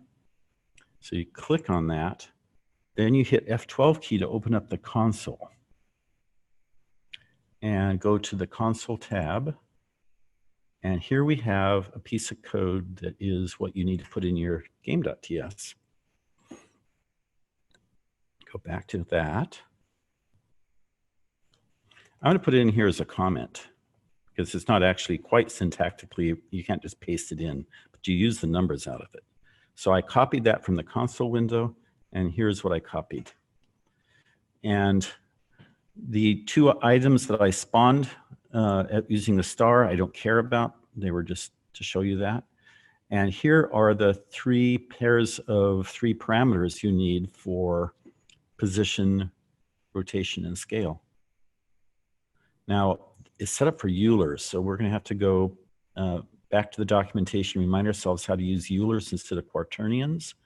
So I'm going to do that now. I don't not have this memorized yet. So docs.decentraland.org, development guide.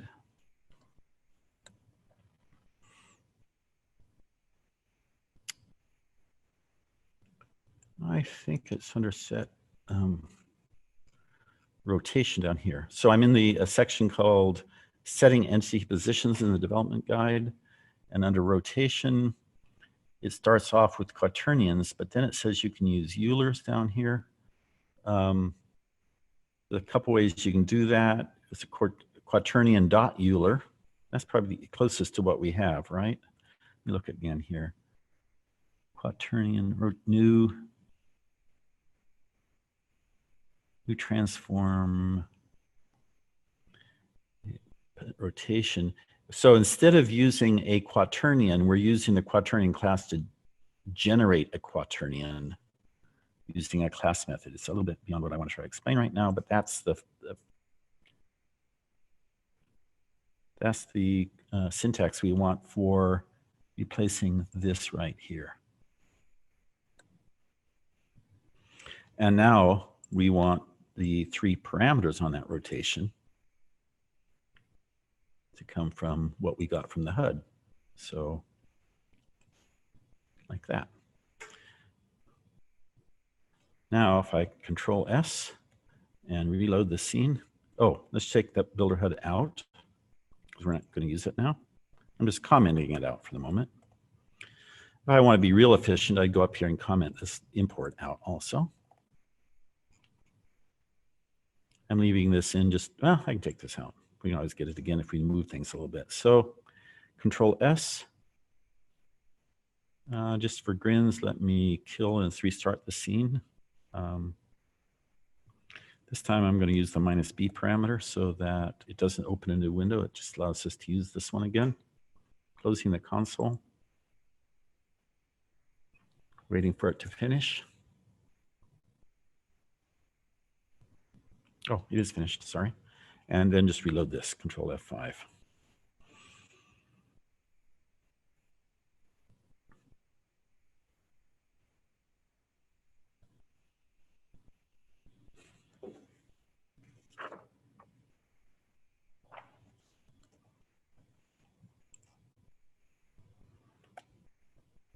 Oh, we also messed with the position.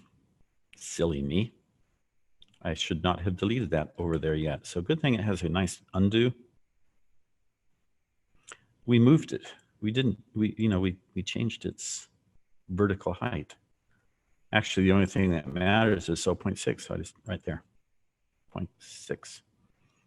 Follow me? So the vector, we didn't change the size. We're using the Euler form of the quaternion generation.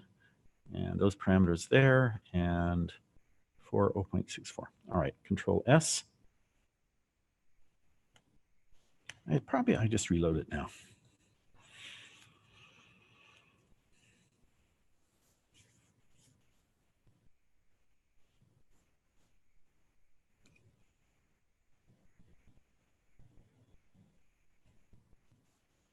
There we go.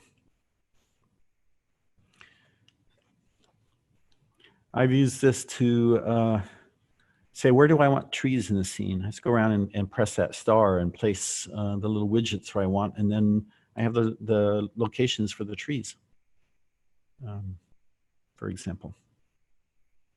Any questions?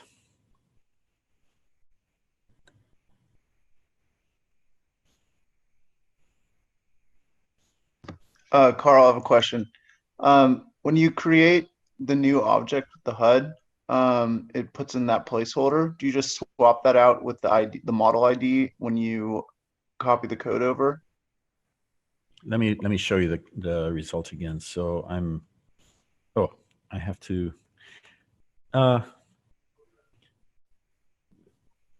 you just input the position, rotation, scale? Yes. Okay. All I need out of this is these materials right here, and I place them into these three things up here. But it's providing it not as a quaternion but as a Euler, so you have to use this format. There's another syntax that they show here that also works. You can create a Euler on a rotation once you've created the rotation, and you can get the you set Euler angles. There's three ways you can do it, but for the original definition of a transform, this is the easiest way. Is use a class method called Euler on the quaternion class that returns a quaternion based on that Euler. So it's like a new quaternion. It's syntactically, I mean, behaviorally similar to saying new quaternion, but the class method takes the Euler as an input and returns a quaternion for the rotation. It's the easiest one to use for this in this context there. Did that answer your question?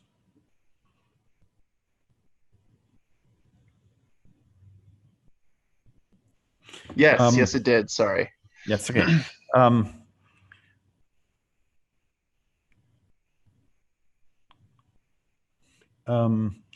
The question here was, that was about, the code came from the builder, and there's a couple of clues for that. One was just the way the code was structured, and the other was the scene.json file said the origin was the builder. But yes, if you, in your code, if you omit this set default parent, and then you press the star to create new entities and new locations, again, you have to use that export. You may remember I deleted some lines out of here. You get a line in the save, in the export, for every new object you created, including that one that's a bug that's at 0, 0. You just throw it away. But for any other new things you want, you use again. I think it says new. Let's just try it in the scene. So I'm going to click the star once here. Oh, I took the HUD out. Let me just go through this. There was a question though about the HUD losing its textures, etc. You may remember when I was moving things over for the HUD, you have to move this material. Actually, it's only using one of these, but I don't remember which one. You could go study that module. But without this texture, without this material, the HUD is blank white, I think. So you have to have that. You need to have this XYZ object for the little three pointy thing that says where you've put a new object. And this is the red pointer, spinning pointer that hangs over the top of something. So you have to get the material HUD, builder HUD directory. You need to get these two objects. Obviously, you need the module subdirectory that has the builder TypeScript in it, and then you need to put these lines of code into your program. The import at the top, and the instantiation of the HUD. Setting a default parent if you want new objects to be parented by another object. If you leave this out, it will the objects will be world coordinate based. They won't have a parent. And then any existing objects that you want to manipulate, you attach them to the HUD.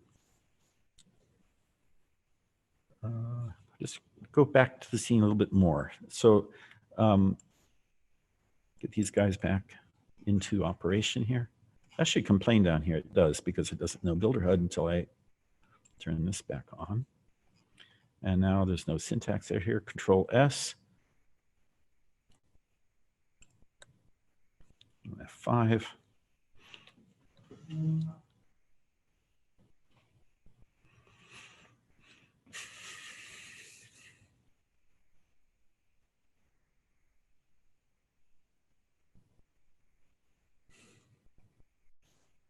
The HUD is back in the scene.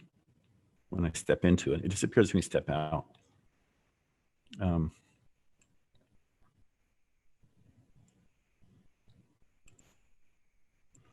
Oh, interesting. For a moment, look, there was green felt on the bottom of that. It's just a reflection. Okay. So let's say I want to add 3 more chess bishops. 1 more black chess bishop somewhere.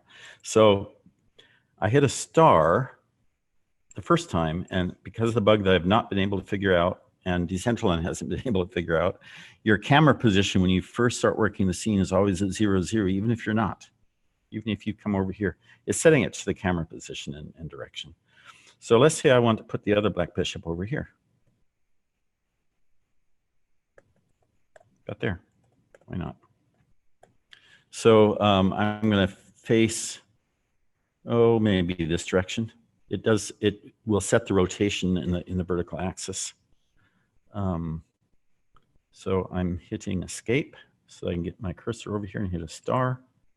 If I look down, I'll see that there's an object here. Sometimes it actually turns it the other direction. It's 90 degrees different than I want. Let's rotate it.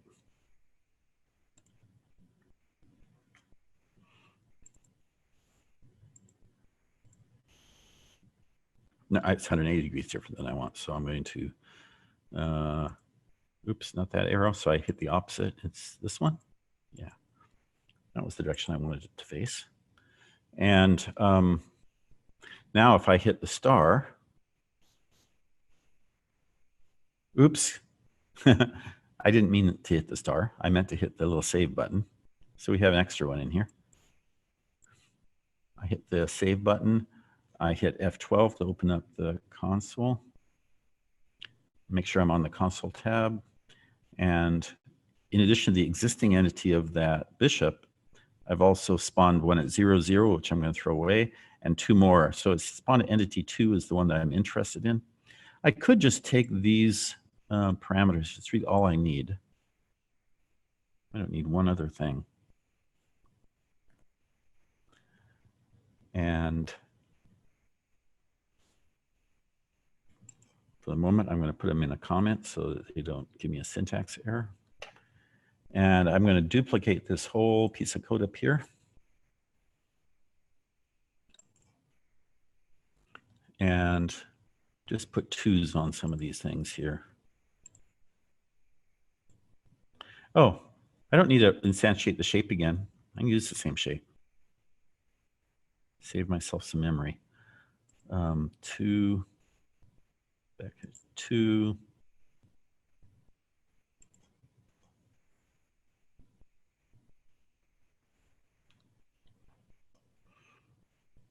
I think I didn't miss anything. Bishop 2. It has its own transform because it's going to be located in a different place. I'm adding it.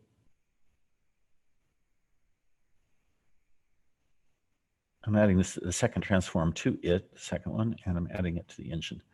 So the main thing is that this line of code here has some different stuff. First of all, it's positioned differently. So that's the 3 parameters for position. That's this one here. And for rotation, I think I have it just standing up and facing a certain direction. So we'll do that. And there's some issues around rotation in this builder HUD, admittedly. So the scale I didn't. Oh, I have a known issue in the thing is I didn't reverse the scale. The XYZ component that I'm using is huge. So I have it at 1/10 scale, that little widget. And so that's its scale as opposed to scale of something else that should be there. That should always just put out 111, I think. Or it should be multiplied by 10. I just have to fix that. It's a little bug in it. All right, so with that, I'm going to leave the builder HUD in it for the moment. Control S,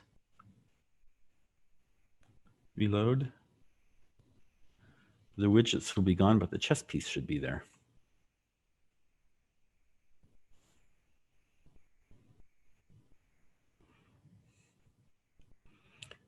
The second chess piece will probably be there because the shape was already loaded.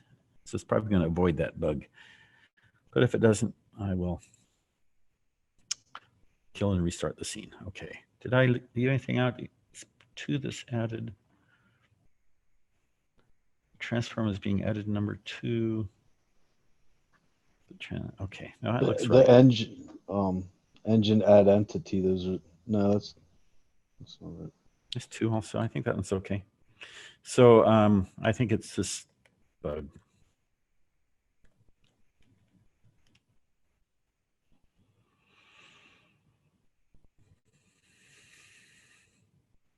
I wanted to ask, when you're looking at what's the screen you have right now, but on to the right, it showed what the builder HUD was doing. It's looked like it had like the spawn function, but then that would change, like it said like spawn bishop and then spawn bishop 2. So does the builder hub actually like keeps track of how it's? Oh, the original code that I got from the console window on the new entities, it just said spawn entity. Didn't say what kind of entity. Just to distinguish it from the word existing. I have another library that I think I showed one time before that's a bunch of spawner functions for all the different object types. And so it's a reminder that I need to add a spawn line to the code as opposed to find the existing spawned object. So really the only part of it that's syntactically correct is the these 3 sets of numbers which you're going to use in the 3 different places in there. We got a problem. Where's it? It's really not in the scene, right? Not hiding behind here. Okay, so what's wrong with the code here?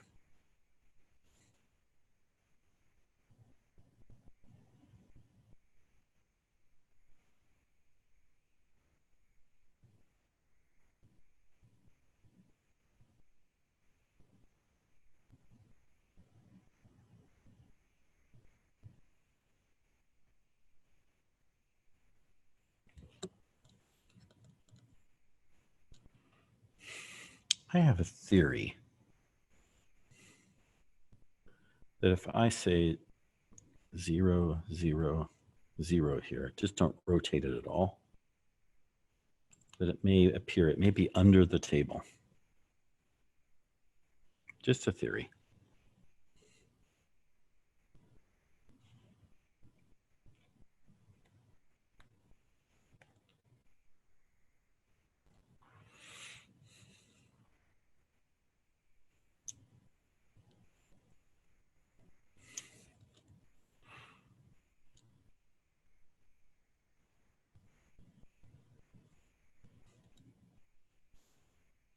No.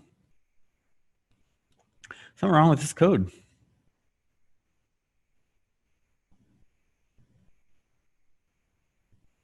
I don't need to have this running for the object to appear. Entity.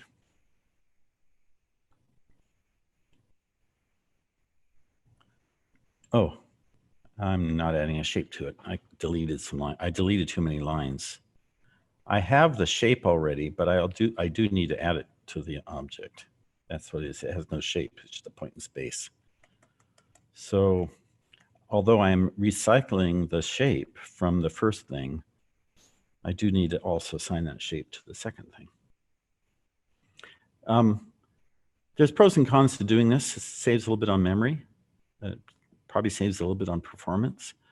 But it means that if you have a animation clip inside this GLB, it's going to run on both of them when you play it, as opposed to if you want the same animation to run different times for different instances, you would need to reload the GLTF shape here for this. Now it'll work. So you're adding the same component. Yes. Because that's already like declared.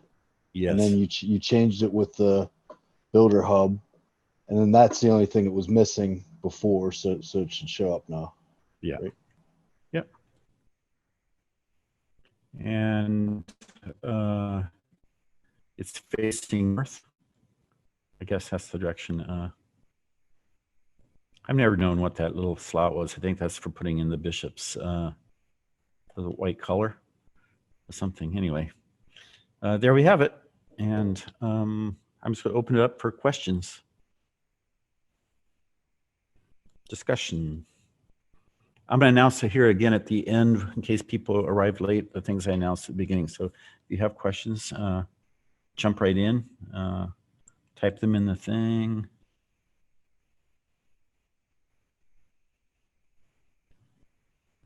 The red icon, the floating little red thing, there was a question of how do you get the little floating red thing above objects. I'll show you. Create two new objects in here. There. It's that dummy one that's at 0, 0, and the other one that's where I was standing. These arrows here toggle the red floaty pointer between the different things that you might want to adjust. I didn't, in the code here on this time through, I did not attach. Oh, it is attached to the first black bishop. All right, so this moves you between which things have the red pointer over them. I'm going back, and the first ones that'll be over will be the ones that are attached in the code, and believe it or not, it's in here somewhere. It's probably inside this thing again. I can't get into it at this height, but anyway, but you can see I can move it between the different things with these two arrows down here. Should be over the other one over there now. Yeah. But it will also rotate as you go between these two arrows. Anything that you explicitly attached here, you can attach as many things as you want. They'll also be in the sequence of things that you can select with this. I should probably just move that thing up farther to deal with somewhat taller objects. When you went on the little builder HUD pad there, when you went to save it, or like whatever that button is for saving it, what does that action do? What it does is it writes into the browser's console window the text that you want to copy into your code. So I'll click it, this little thing right here, I'll click it, and then I'll open F12. If you open up F12 first, the builder HUD is behind it. You can't see it. But because I clicked it, you have this text in here that you wouldn't otherwise have. Let me close this and click it again. You'll see that it happens the second time. Click F12.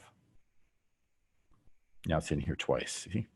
So it starts by listing the position, rotation, and scale of each object that you had, each existing object that you'd attached to. And then any new objects you created, like it produces lines in here called spawn entity. And I had spawned two, one at 0, 0 because of the bug, and one where I was standing. So one's at 0, 0, 0, and the other's where I was standing. See, the purpose of it is to give you text that you can copy back into your program. Like that. So you do that, hit Control C, and it'll be in your clipboard. So you can paste it into your code. Is that clear? Yeah, that's clear. Thanks. Yeah, you're welcome. Do I have any other Then questions?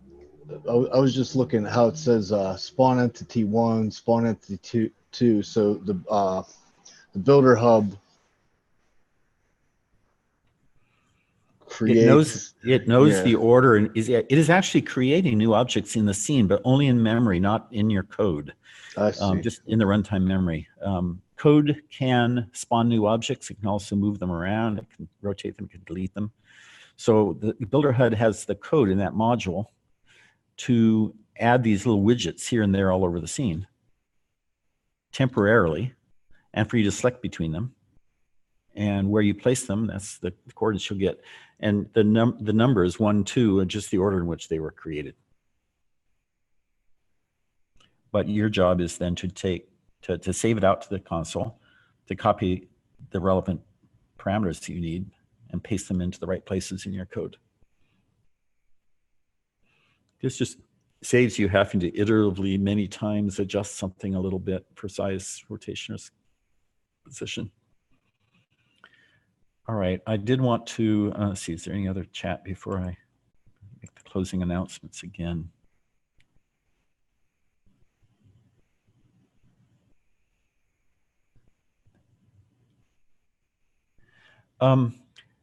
If you don't get the red pointer, it could be, as we saw the first time, that the pointer was actually too low, and therefore it was inside the object. I think that when I select this object, the pointer is actually inside it. Let me show you that by going back to here. I'm going to change the first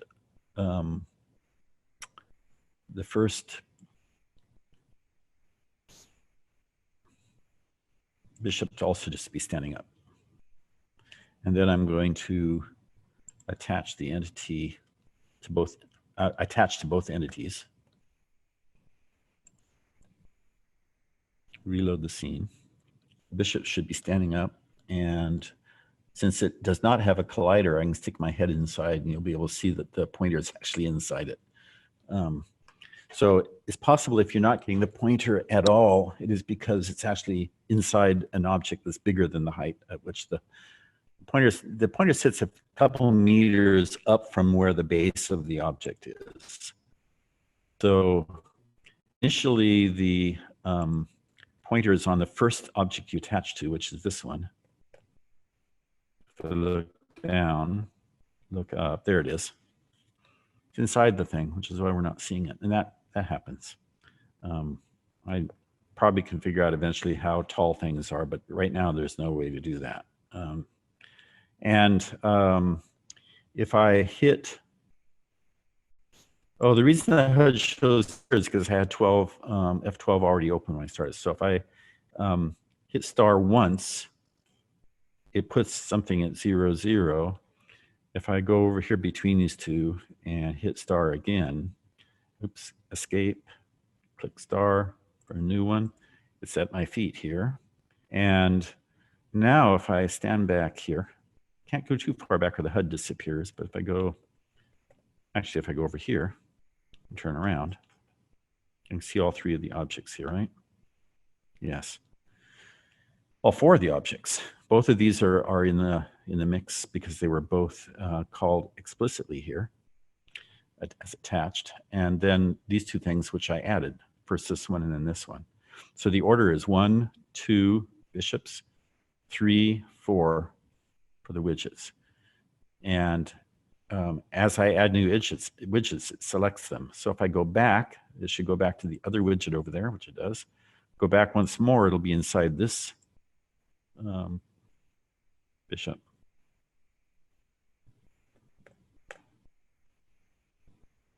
There it is. Does that answer the question? I'll work with you later, Ember, on this. Something's mysterious. Okay.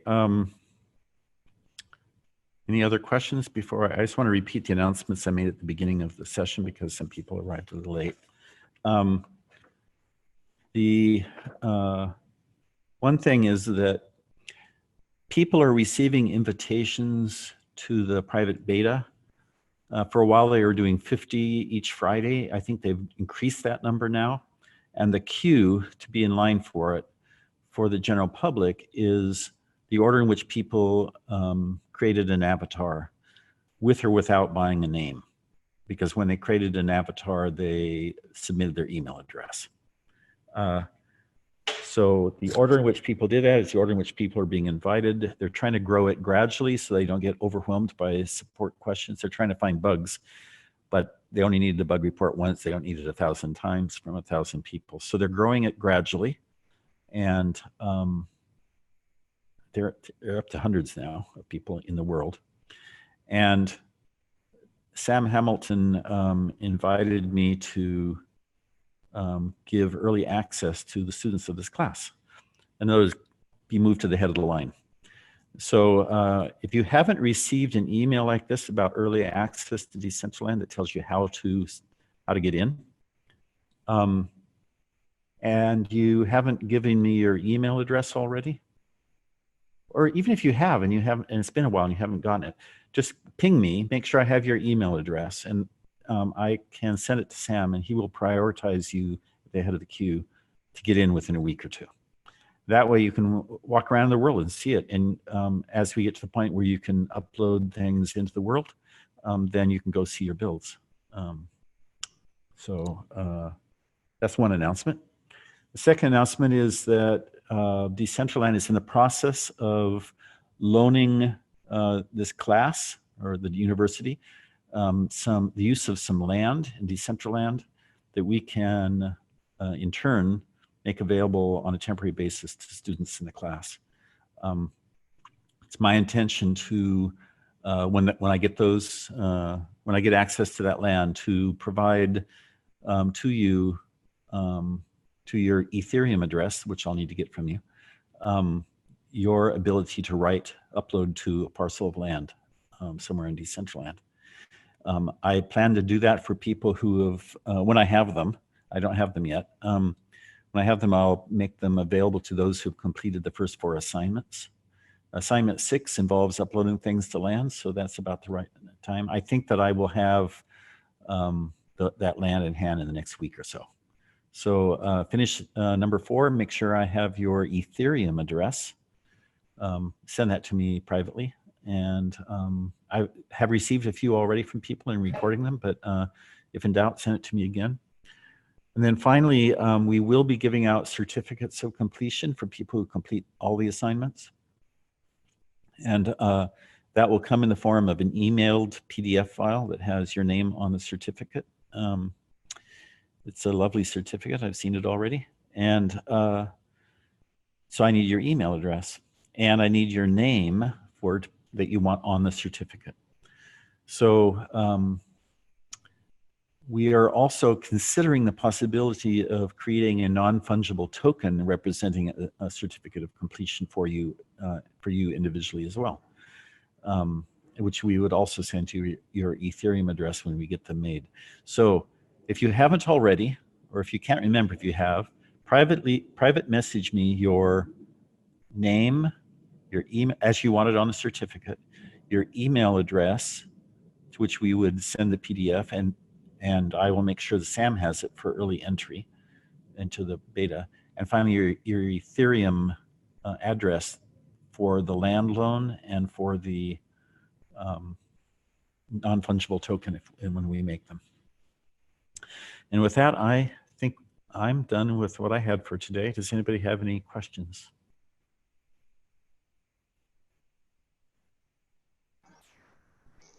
I just want to say thanks for the session, and that Builder Hub tool looks like it's going to be really useful. Yeah, it's going to save a lot of time. There'll be a few things mysterious about it. Rotations are really weird. It's especially weird if the parent object is rotated. You might just end up handcrafting the rotation in some cases. If you have no parent object, or if the parent object is not rotated, it behaves pretty much as expected. I do remember one thing though, that somewhere along the line, the SDK, they reversed the direction that things are faced, like by 180 degrees. That may be why that widget was faced the wrong direction. I may not have it current with the state of that rule. I think they turned it on at one point, or maybe they've turned it back off. Basically, if you want something to face the direction you expect from Blender, you kind of have to turn it around 180 degrees, or at least it was that way for a while. So it looks like there might be a 180 degree rotation needed in the vertical axis to get things to where the little widgets got put.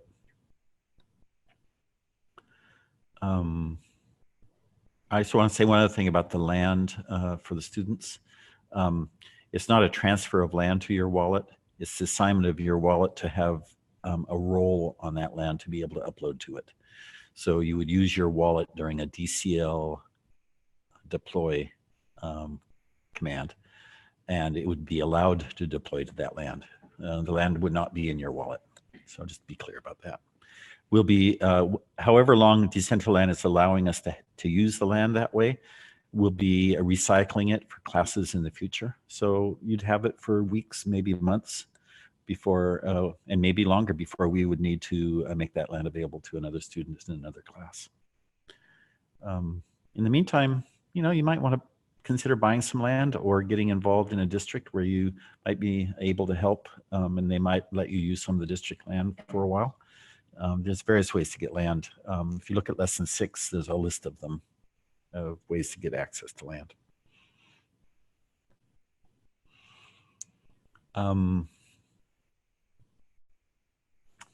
Let me just double check that we've covered what you need for lesson 6. I have it open somewhere, but let me just reopen it.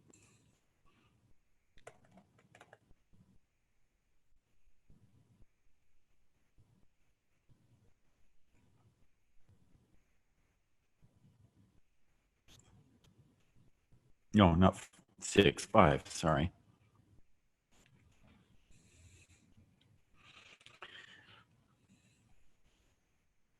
Yes, so examples of code, the purpose of this is go get somebody else's code, make a scene with it, and make some changes to it. The very best examples of that, of course, are the sample programs from Decentraland. If you go to docs.decentraland.org, and go down on the left, you'll find sample codes, sample scenes. They're described there in their website, but then there's links to the code, which you can go get if you know how to use GitHub, or you can just zip them up and just download them, and they'll come in a zip file. Put them into a scene, run npmi, and go to town modifying it, learning how it works, etc. And one of the sources for code that you can use are my builder HUD, the spawner functions that I've made available. I think I have them linked in here. I mean to.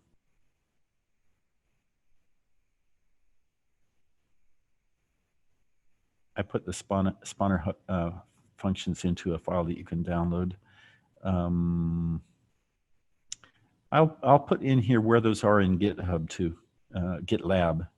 Oh no, they are right there, GitLab. So in the instructions here, get a sample thing, their samples are here, but you can also go to this GitLab source, which is where I'm putting my public projects. And if you go to DCL Tech, that's a collection of things from me. And looks like maybe all of these are public now. I'm trying to work on some audio tone generation stuff. This stuff is not ready. Here's the Builder Hub. A waypoint system is something that allows you to, in a screen, have an object move from point to point through the scene over time, and maybe trigger various actions. There's a demo of how that works in here and the original code. This scene here sets up a number of panels with the words north, northwest, west, etc. on them, using both planes and box entities from the primitives. So you can figure out what is the direction I have to face something, what's the rotation I need to put on it to get it to have a texture on the surface that looks the way I want. And then scene base is all my boilerplate code, and the module subdirectory under source there has the original modules for all of the things in here and some others. So if you don't already use GitLab and don't have an account, you might go ahead and create one.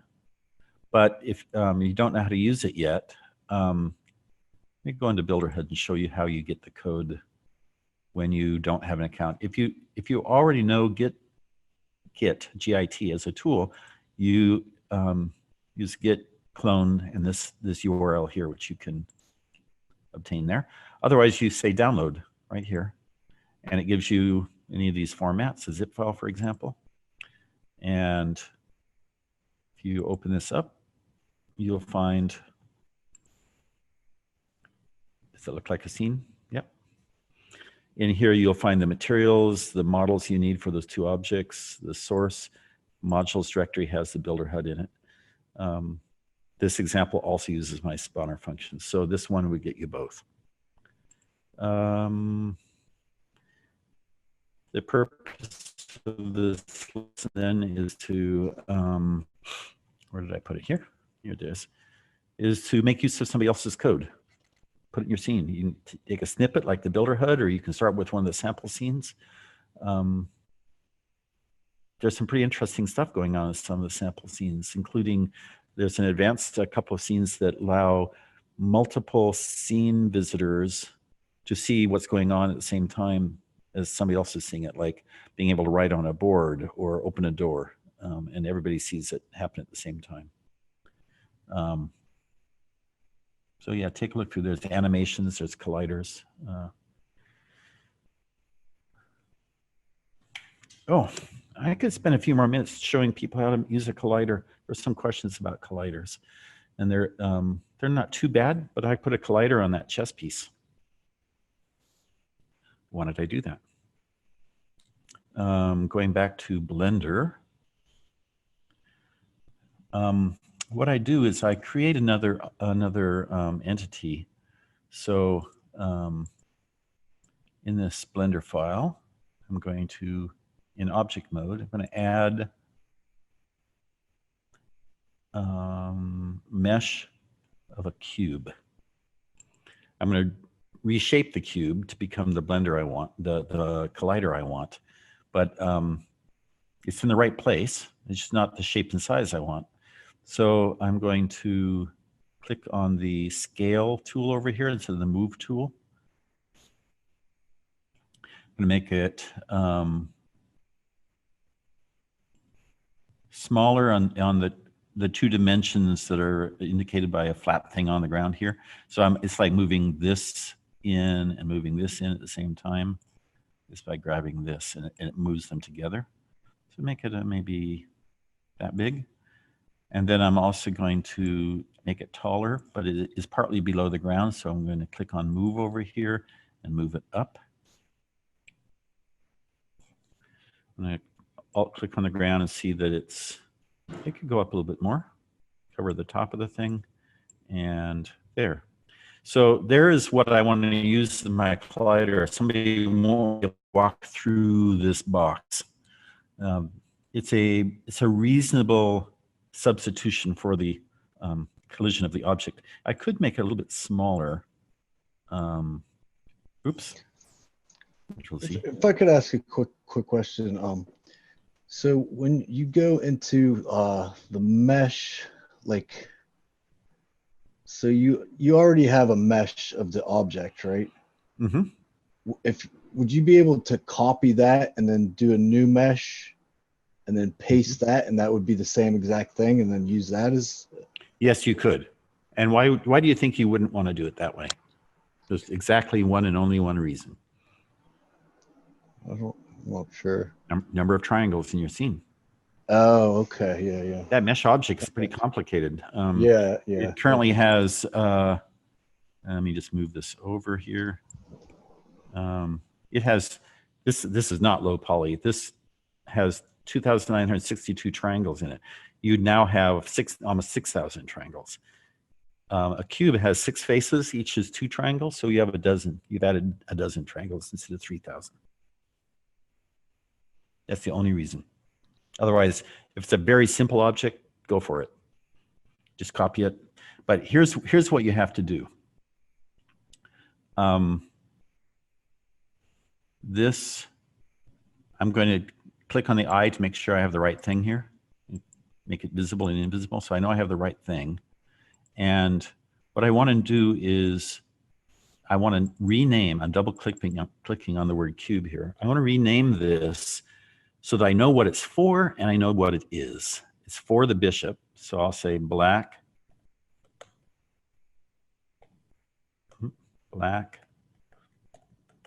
bishop, if I can spell,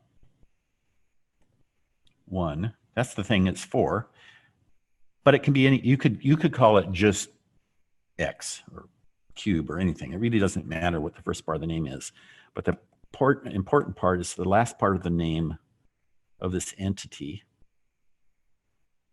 Not the mesh triangle, green triangle below it, but of the entity itself.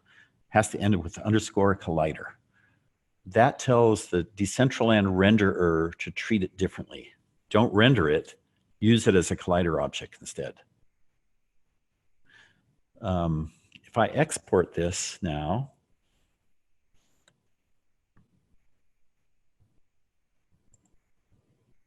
again, right over the top of this,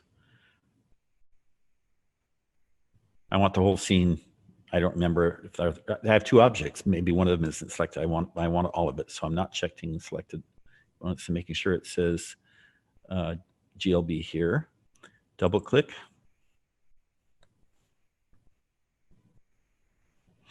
Wait.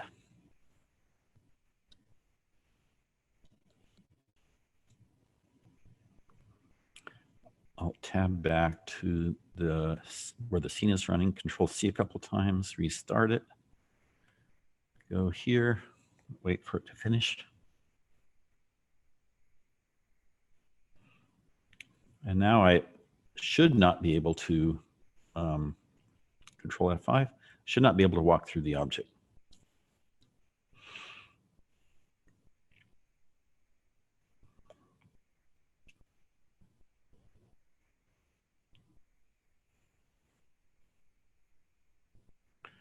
The collider can be kind of annoying in the Blender scene. There's a couple ways you can deal with that, and I'll show you that.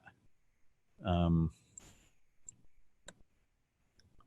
should bounce off this now. Yep. I'm just hitting the W key here. Boing. Can't look inside it anymore. That worked. And it'll work on this one too because same shape. It's part of the GLB that got exported.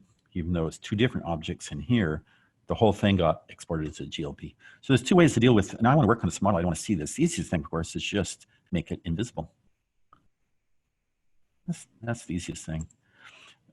If there's some reason why you want to see that it's there, but for the most part not have to deal with it, you could put a mostly transparent texture on it.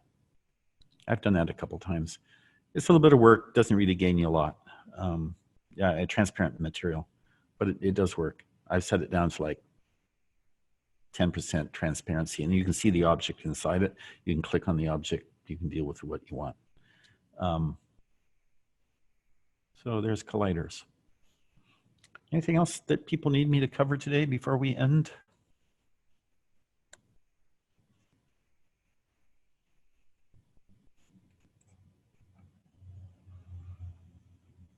Well, thank you all, and see you in Discord, and hopefully before too long in World. Send me your contact information. You can send it privately in DM. Okay, bye everybody.